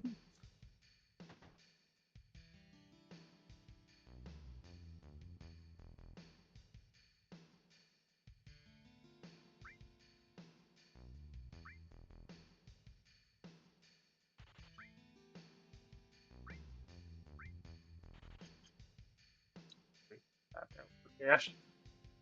I don't think we really need any materia urgently.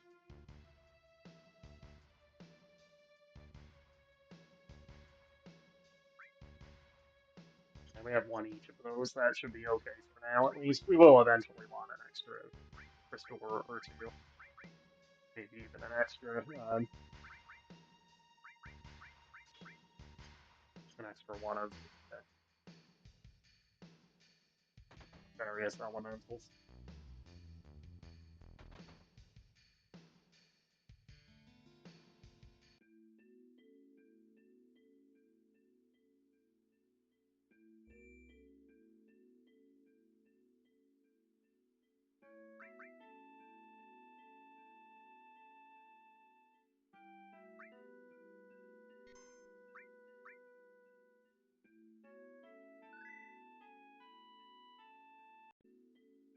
Hey, quick jump cut there. Sorry about that. Through the magic of television, you may not have even noticed unless I said it. But yeah, I just had to get up for a few things, including but not limited to giving the cats their supper. So yeah, thanks, Gabby. You enjoy your tuna? All right. So my thought was maybe like another half hour to we'll see if we can get through the wall market scene, basically. And probably save at the train graveyard if I'm remembering the order of events right. So that cover, I actually usually don't use this cover materia too much, but just for now, I will put that on Cloud. It's basically the same cover ability that, like Final Fantasy IV, Cecil had it. I forget what class had it in 5, but it was there somewhere. Might have been Knight, and if you use the True Knight relic or the Knight's Code relic, depending on what version you're playing in 6, you had the cover ability. I never used it that much, but in any of the games it appears in, but just for now, on Cloud.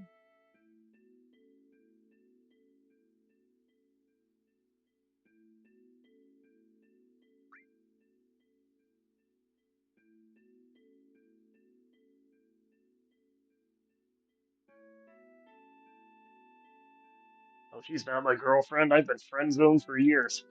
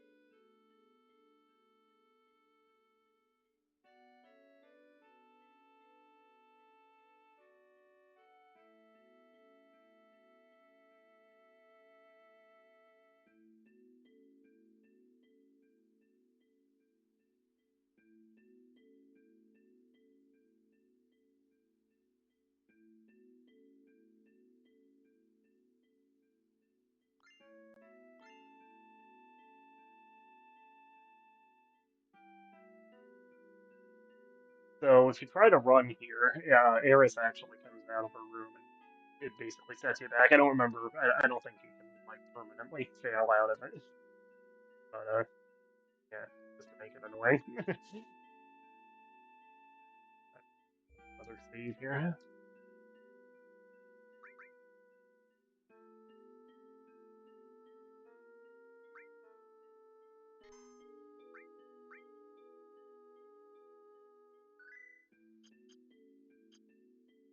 Yeah, it's a lovely setting, but since we're in like the middle of the slums and like the lower plate of Midgar, that's probably not water. That's yeah, well, I mean it's water, but it's probably like sewage runoff from like the upper plate, right?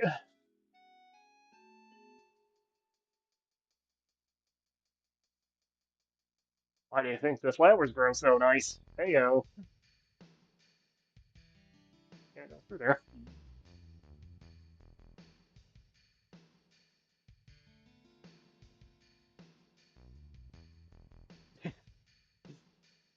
How did she do that?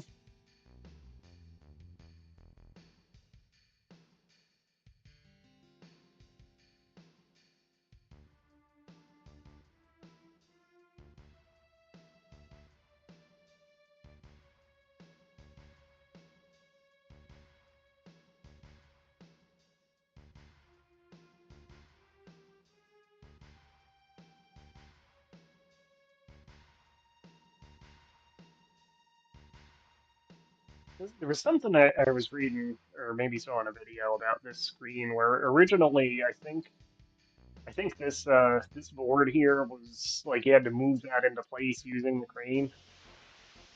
It was like something they took out, like something a little more interactive in this screen. One of the more memorable, most memorably bizarre enemies, the Hell House. I think I think I saw they made this into like boss in the remake.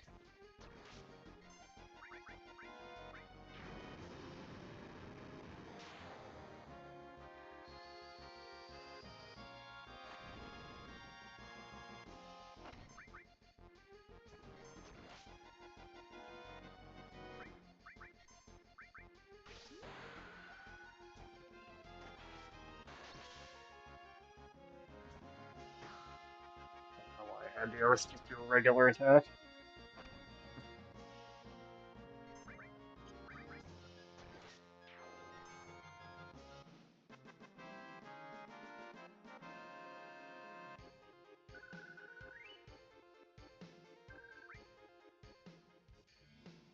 But yeah, I think that's why you can go into the cab on that train because you were actually supposed to be able to interact with it somehow.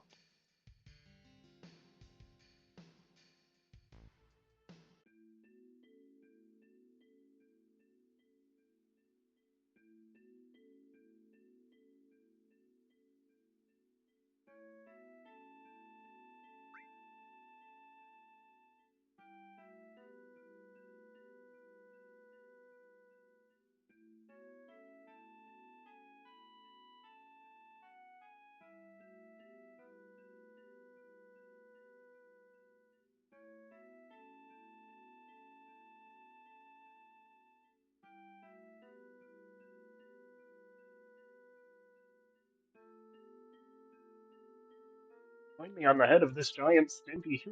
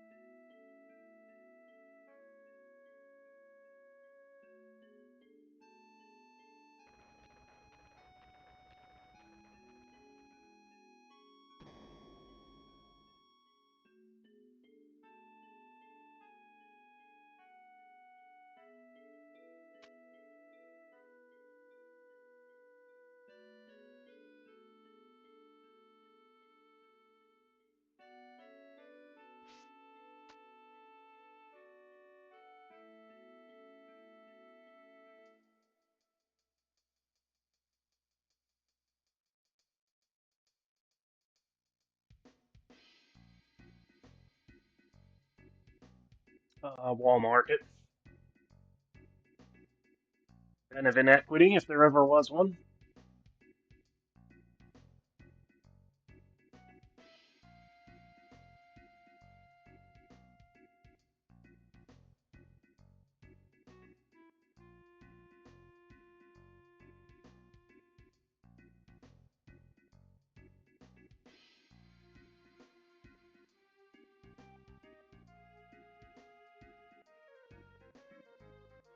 See what that format says. When I was a kid, I was young, a teenager when this came out, 14.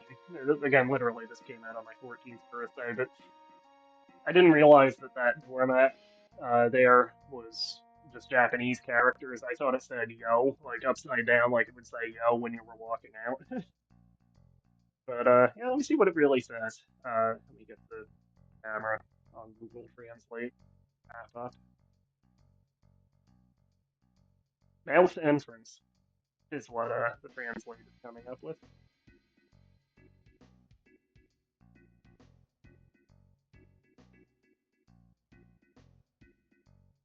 it's not getting a great read on it because of how the camera sees CRT screen.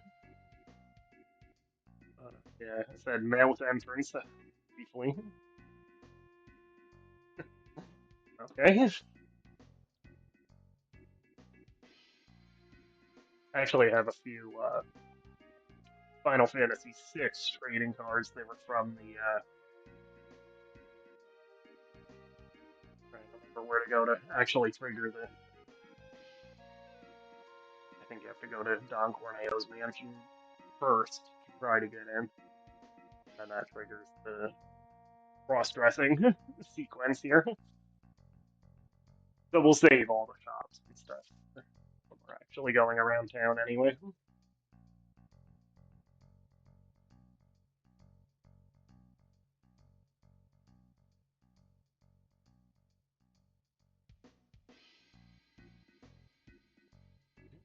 Don't have to go there yet.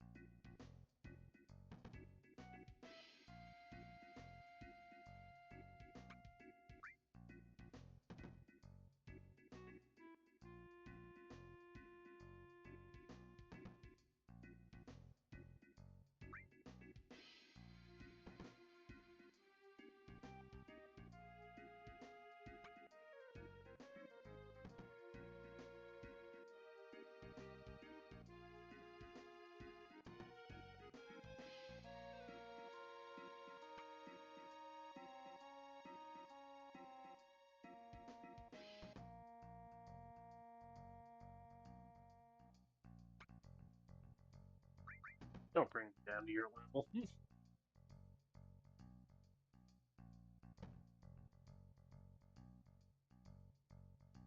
Alright, so maybe talking to that guy first. Maybe that will trigger the guy at the door of the mansion to start the whole sequence. I don't know why I'm blanking on how to start this section. Okay, there we go.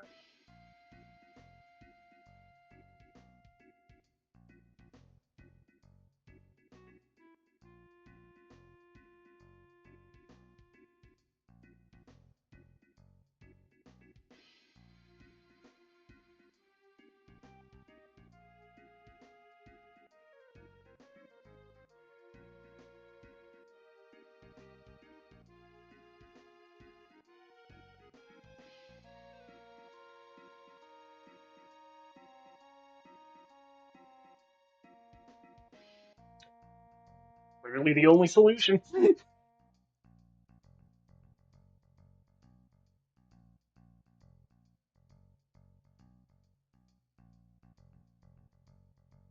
Alright, so now we can get our various accoutrements for our sexy outfit here. So I think we have to go to the dress shop before anything else.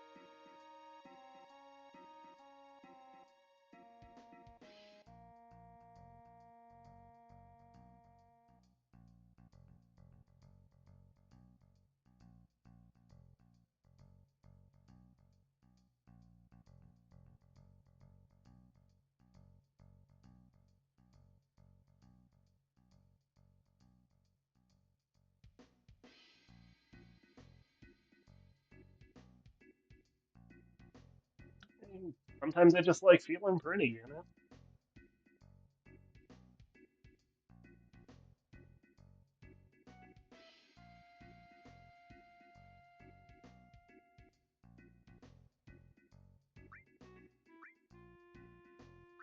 I think the second option for both of those choices gets you the best dress.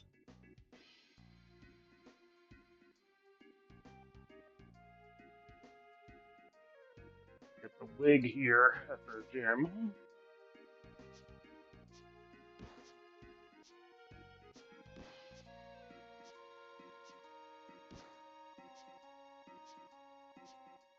Come on, man. Join us. It's a real kick. Was right there.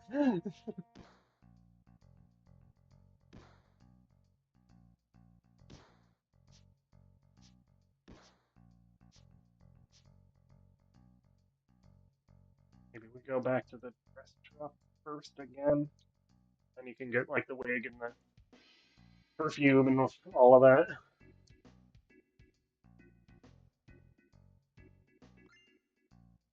Yeah, the silk dress. I think that's the best of the three possible dresses you can get.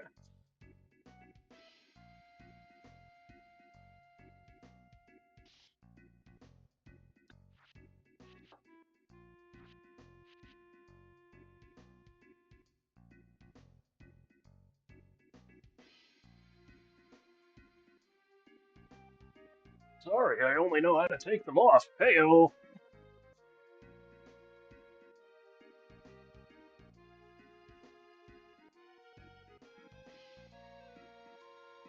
Okay, so now we can get the wig, perfume, and the underwear, which we have to go back to the honeybee inn for.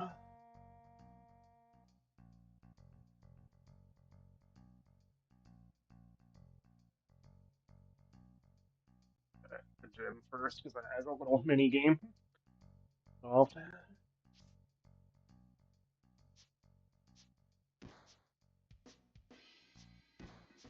you're the one who wants to be cute.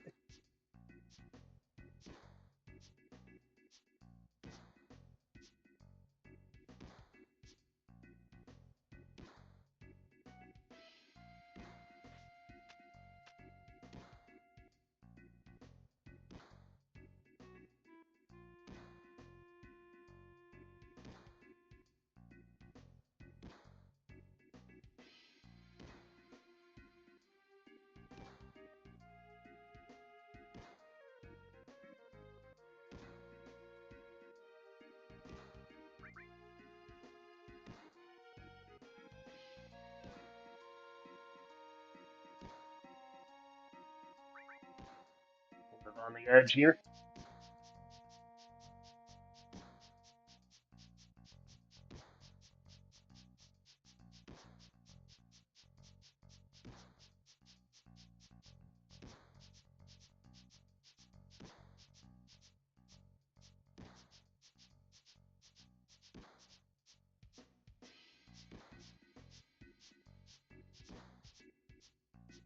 Alright, we got this.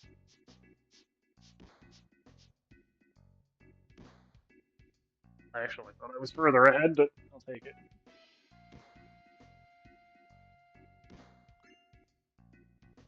And that's the best of the wigs.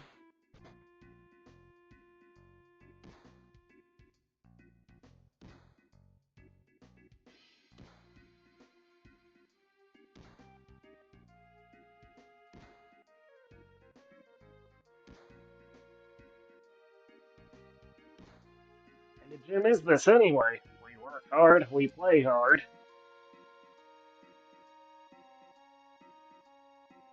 Alright, so I think something here, maybe?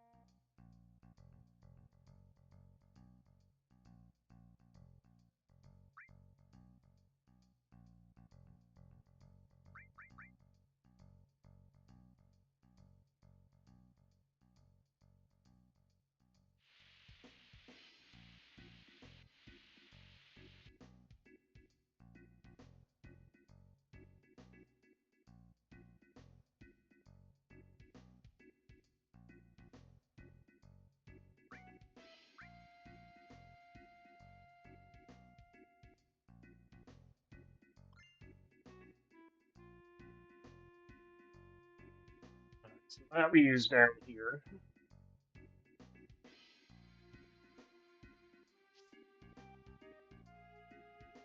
That's okay. This one's a little small.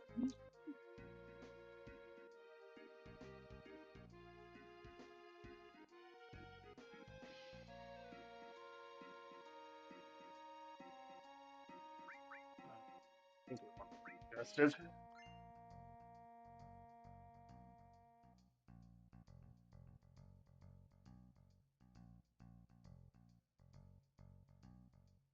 That we take to the bathroom and the bar. Person was in there.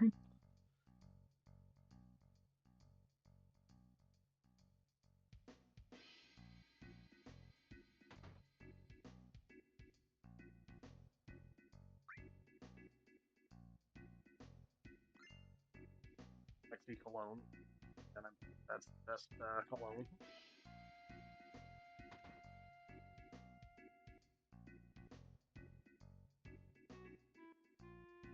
And there's the underwear and there's something in the inn, like the regular inn, not the honeybee inn. I don't remember. I know there's a vending machine in there.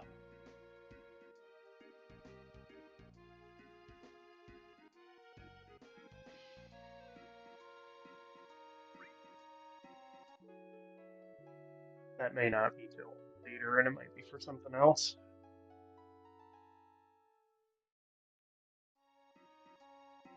Yeah, that's not yet. That must be a different part of the game. There is something here where, like, Cloud wakes when you start. Cloud wakes up and goes with the vending machine. I kind of forget what there. So I think we just need to go to the Honeybee Inn and get the underwear. Uh,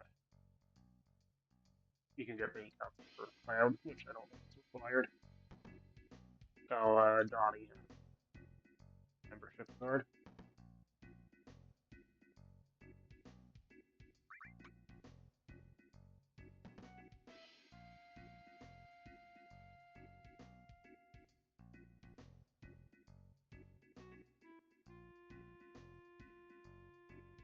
Is it here?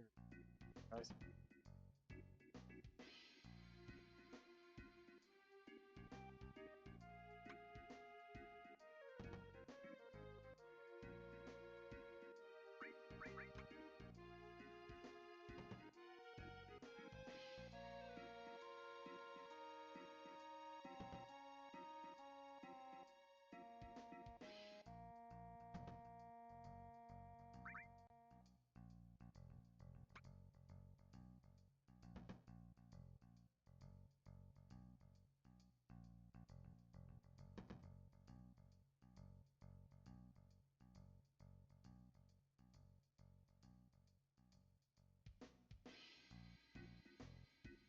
Oh, it's this guy. Okay, there we go.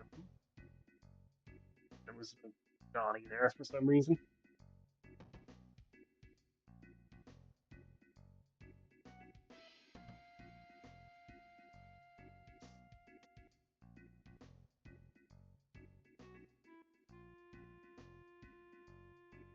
I guess we're just leaving Eris to deal with all those pervs outside.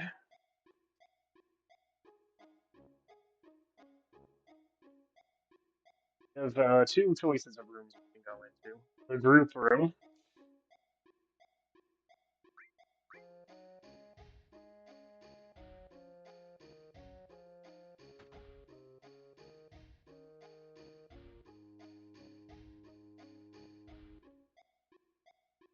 Once you have the outfit together, then you can come back and get makeup there. That's right. The lover's room.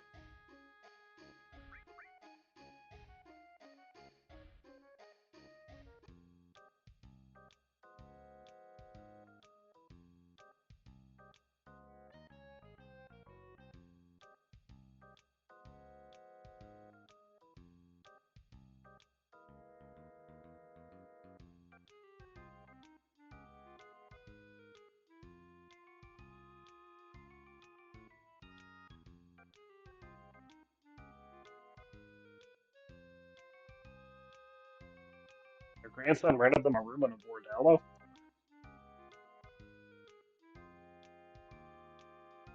questions when I probably don't want the answers to them.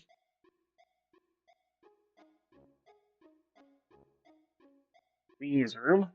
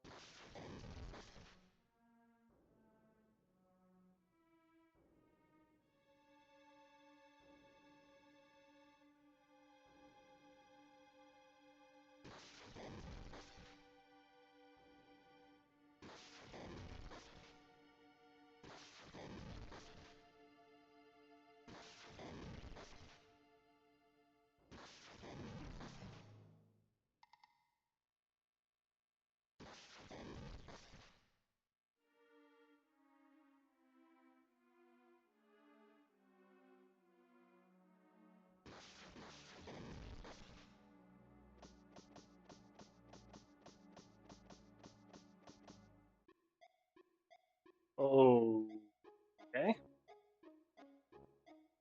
Insert Krusty the Clown. What the hell was that? Here? Alright, so this is the other room you can pick. The blank room, and I assume that blank means fucking room.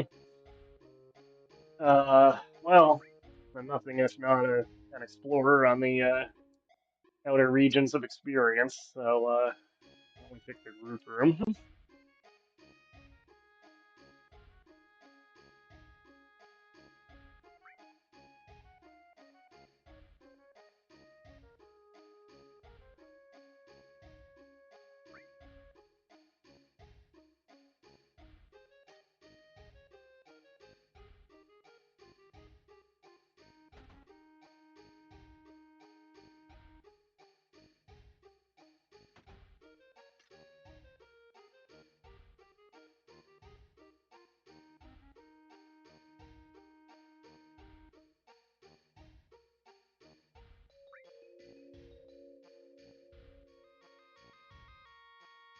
Yeah, I'm dark and tortured. Even when I'm with other people, I'm still alone.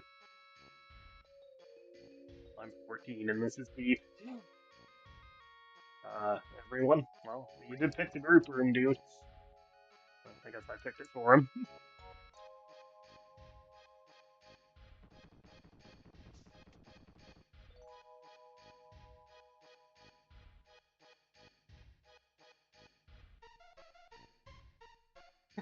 What's up? Smile, smile, smile.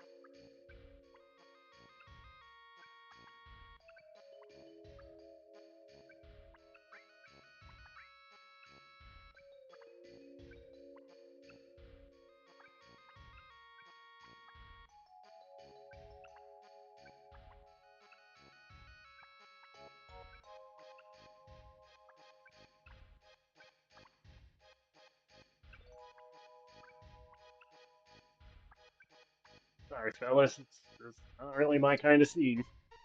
Not that there's anything wrong with that. Alright. I I think the bikini briefs is actually the second best underwear out of two. But if we get everything else, I don't think it'll penalize us for it. You have to go to the other room to get the better one.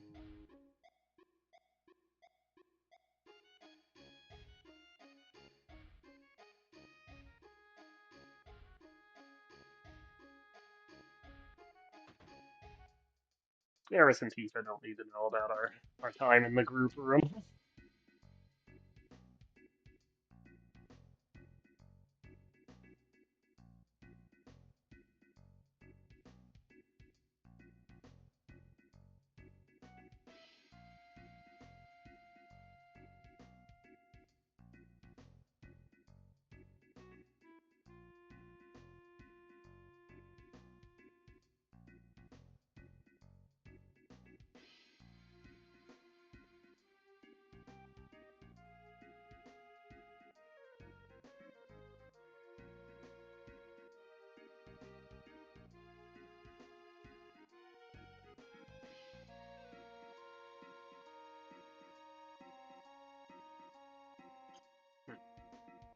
Charge one guy $300 for flowers, the other guy for $500, or gil. But I guess that doesn't translate to our party budget.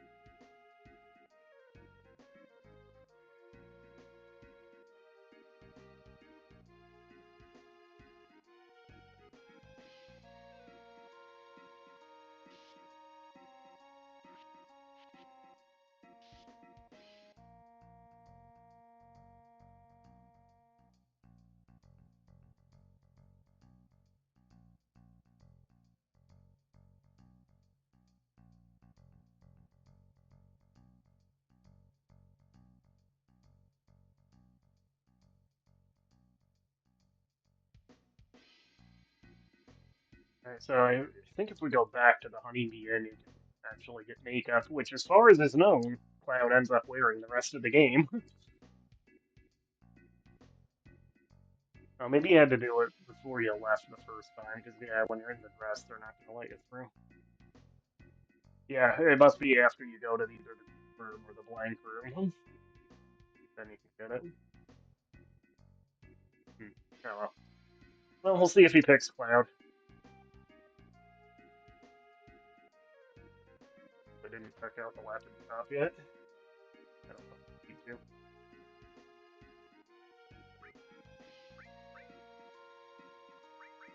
Want those weapons for Miss and Tifa.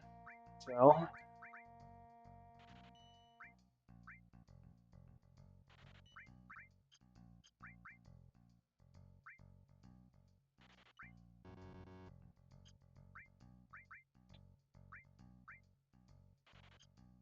that one eater, I think, for now. For the weapon stock. Uh, if I sell another eater, we could probably get a full set of armlets.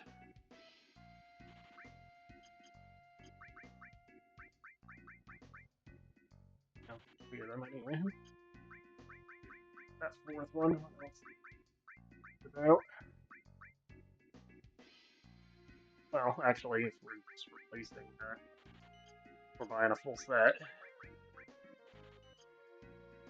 There we go.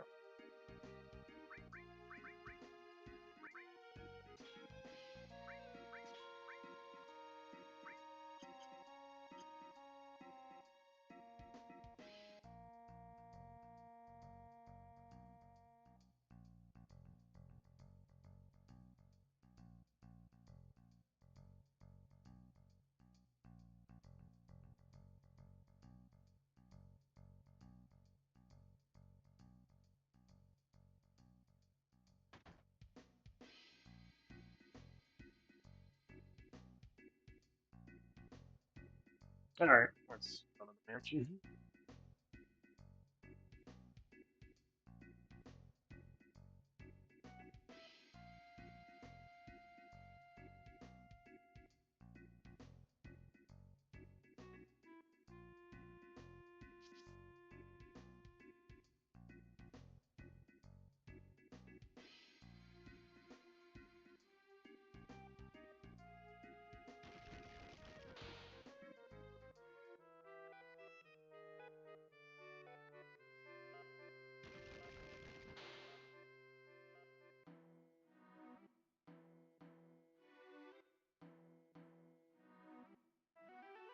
Of course, we're immediately going to go wandering around.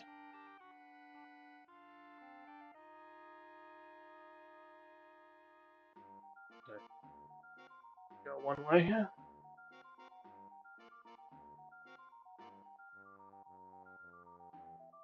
Or like text dungeon here.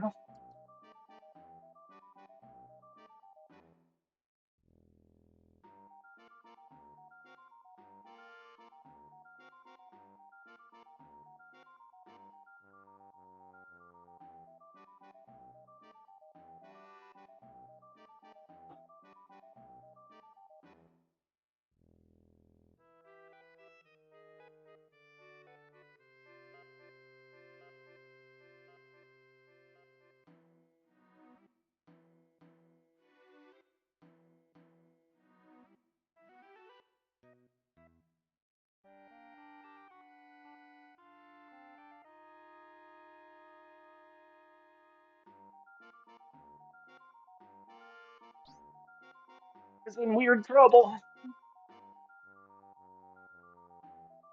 You dress like that, and why are you hot?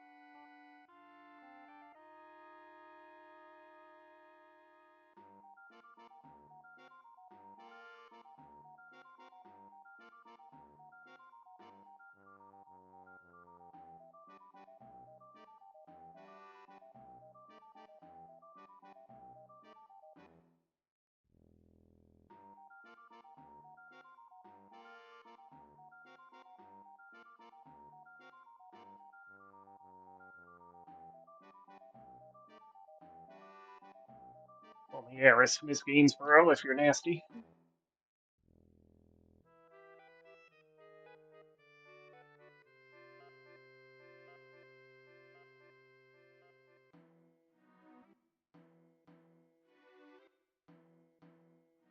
Cloud is in weird trouble.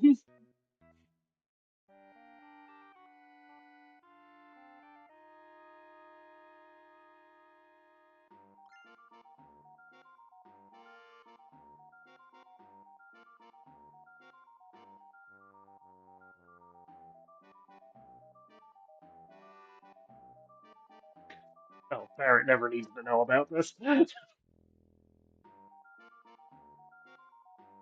if he sees the bikini briefs in our key items inventory, you might get a little suspicious.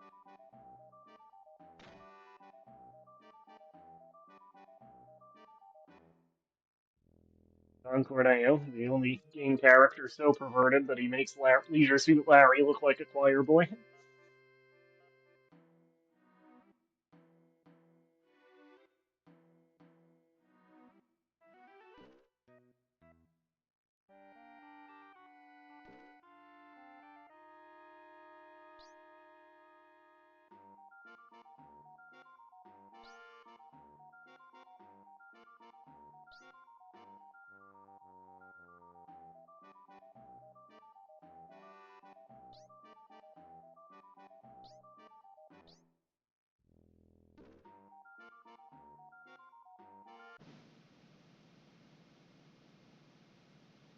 Oh,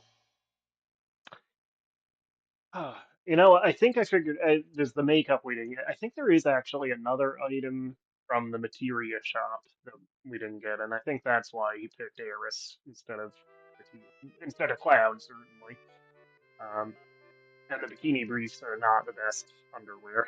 So, yeah. What was the item from the materia shop?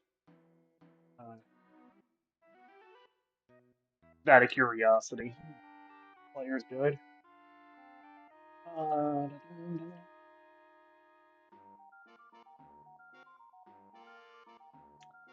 oh, the tiara. And that's what you get from the inn. You have to go to the materia shop, and the guy in the materia shop, sends you to the inn. He says there's something in the vending machine. The clown wakes up at night and goes to the vending machine, and then he can buy whatever it is. I don't think they say, but it's probably condoms or something. And you give that to the materia shop guy, and he gives you the tiara. Um, so yeah, that's what I forgot. So yeah, between not having the makeup and not having the best underwear, that's why Cloud didn't get picked.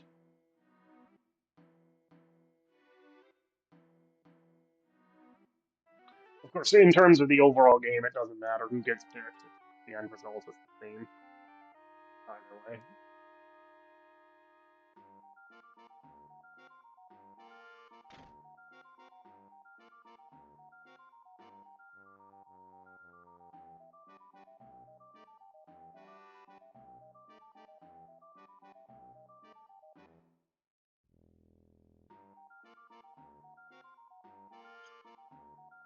I like how they walk towards you like zombies.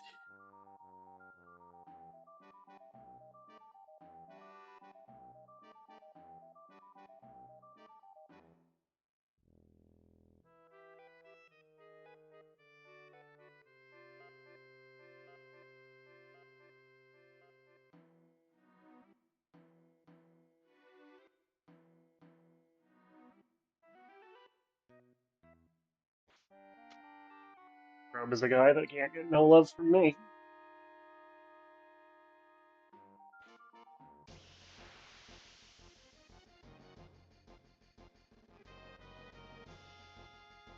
And these assorted speedy pervs turn into some type of soldiers. Their enemy name is just Corneo's Lackey.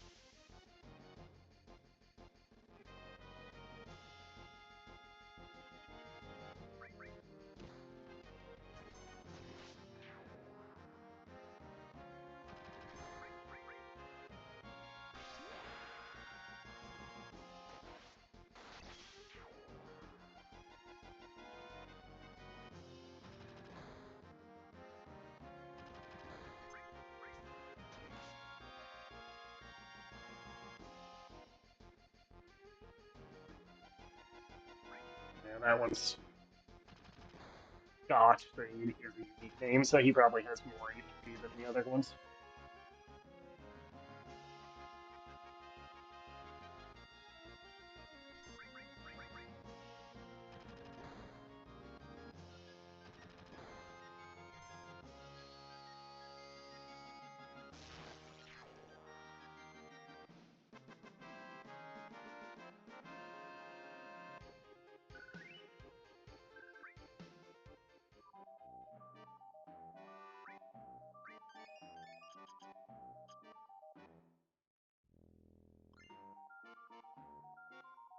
Yeah, you actually, if Cloud does get picked, you don't get to go into this room, so you don't get that Phoenix down there.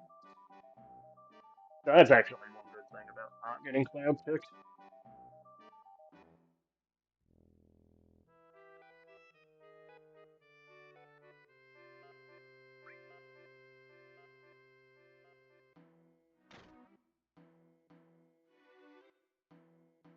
Actually, enemy in down here.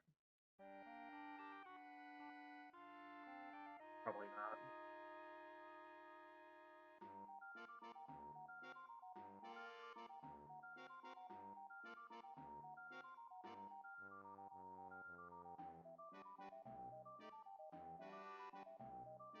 Alright.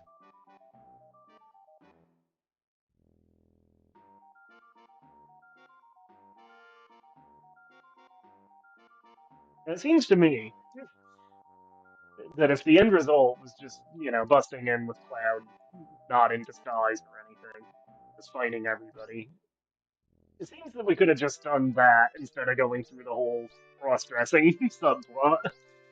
I don't know. Not that there's anything wrong with that.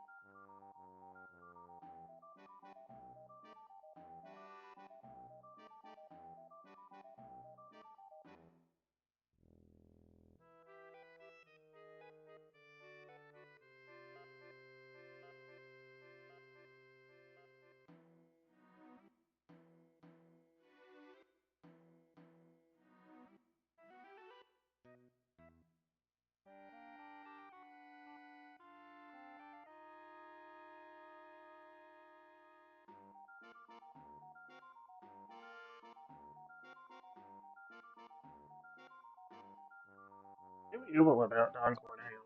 Pretty sweet setup with the disco ball over the bed and the jukebox right next to it. So yeah, there's a Viper behind the bed before you leave this room. I don't think it matters what you see here. I'm gonna say that. I don't know what the hell's going on.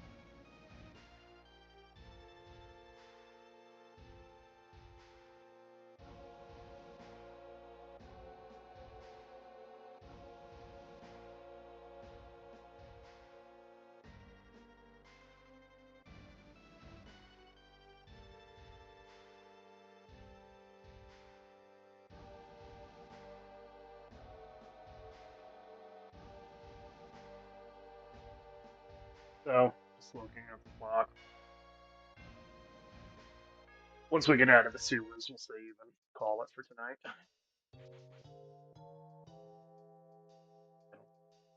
There is a boss fight like right away. That I don't recall the sewers being particularly long.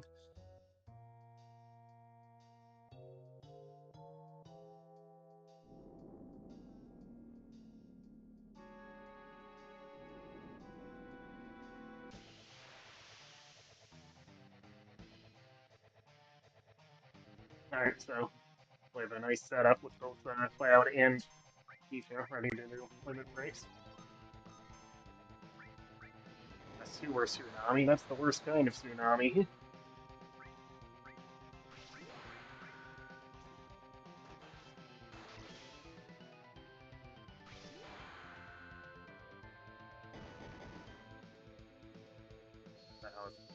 timing on Tifa's slot machine every time it's come up so far. Oh, and I didn't. Damn it. Wait, is this guy weak to ice or element he's weak to?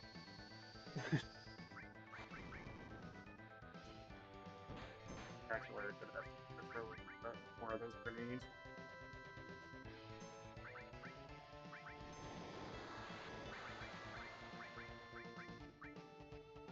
Yeah, pro tip. Anytime you're able to, anytime a character joins your party, make sure they're equipped, because a lot of times it does take like their equipment, or their materia, at least. They can keep their materia.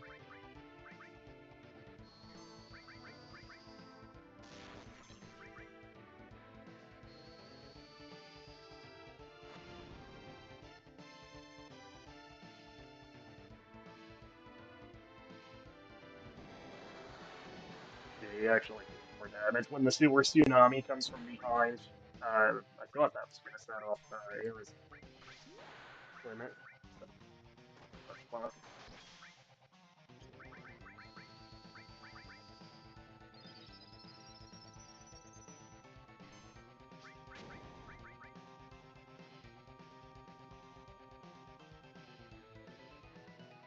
This should set off Ares' limit for just healing.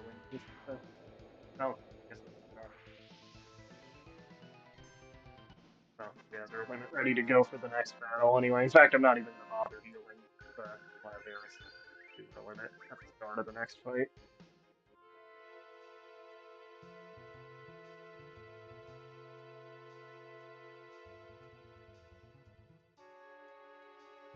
Since we still have time, I'm going to run over here and grab this sewer potion.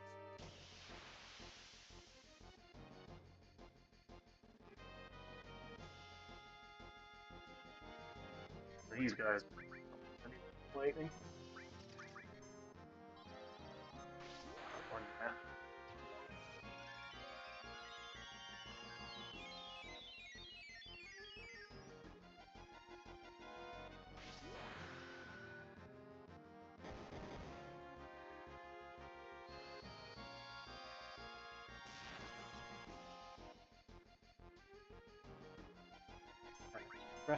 With Tifa.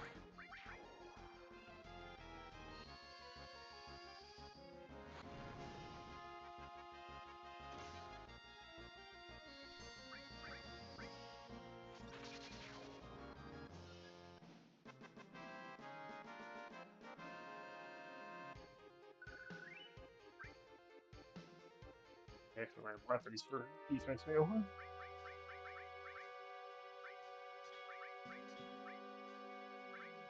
Alright, so I'm gonna take the ice, take the ice off of Cloud. That to Tifa.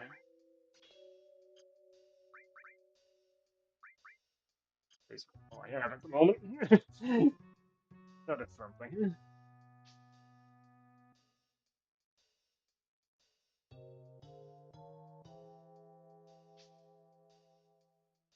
Oh, and I think this is steel. That's probably gonna go to Tifa. I think she has the highest speed at the moment.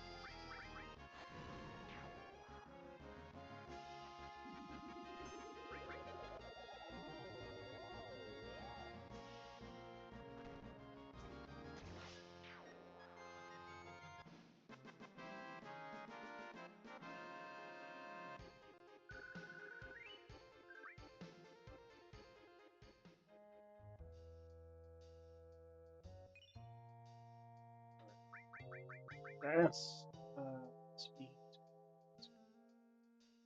already, right? Oh yeah, that's the highest. Yep. Yield Materia to her.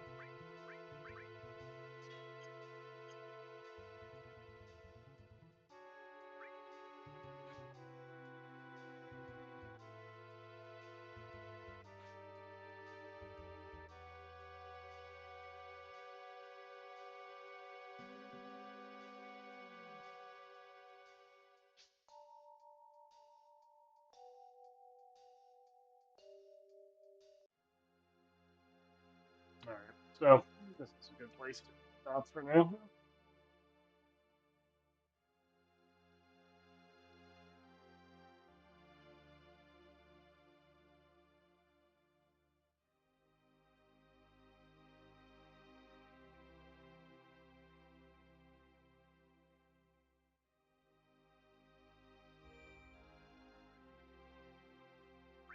I have a 10.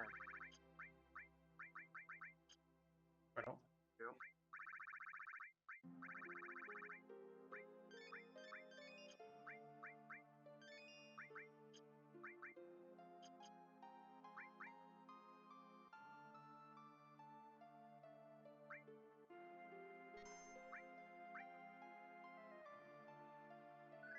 All right, so we'll pick up there hopefully soon. Not before Thanksgiving, but 2 days after Thanksgiving, I'm off, so I'll try to do part two sometime then. So it'll be like, in a week, basically.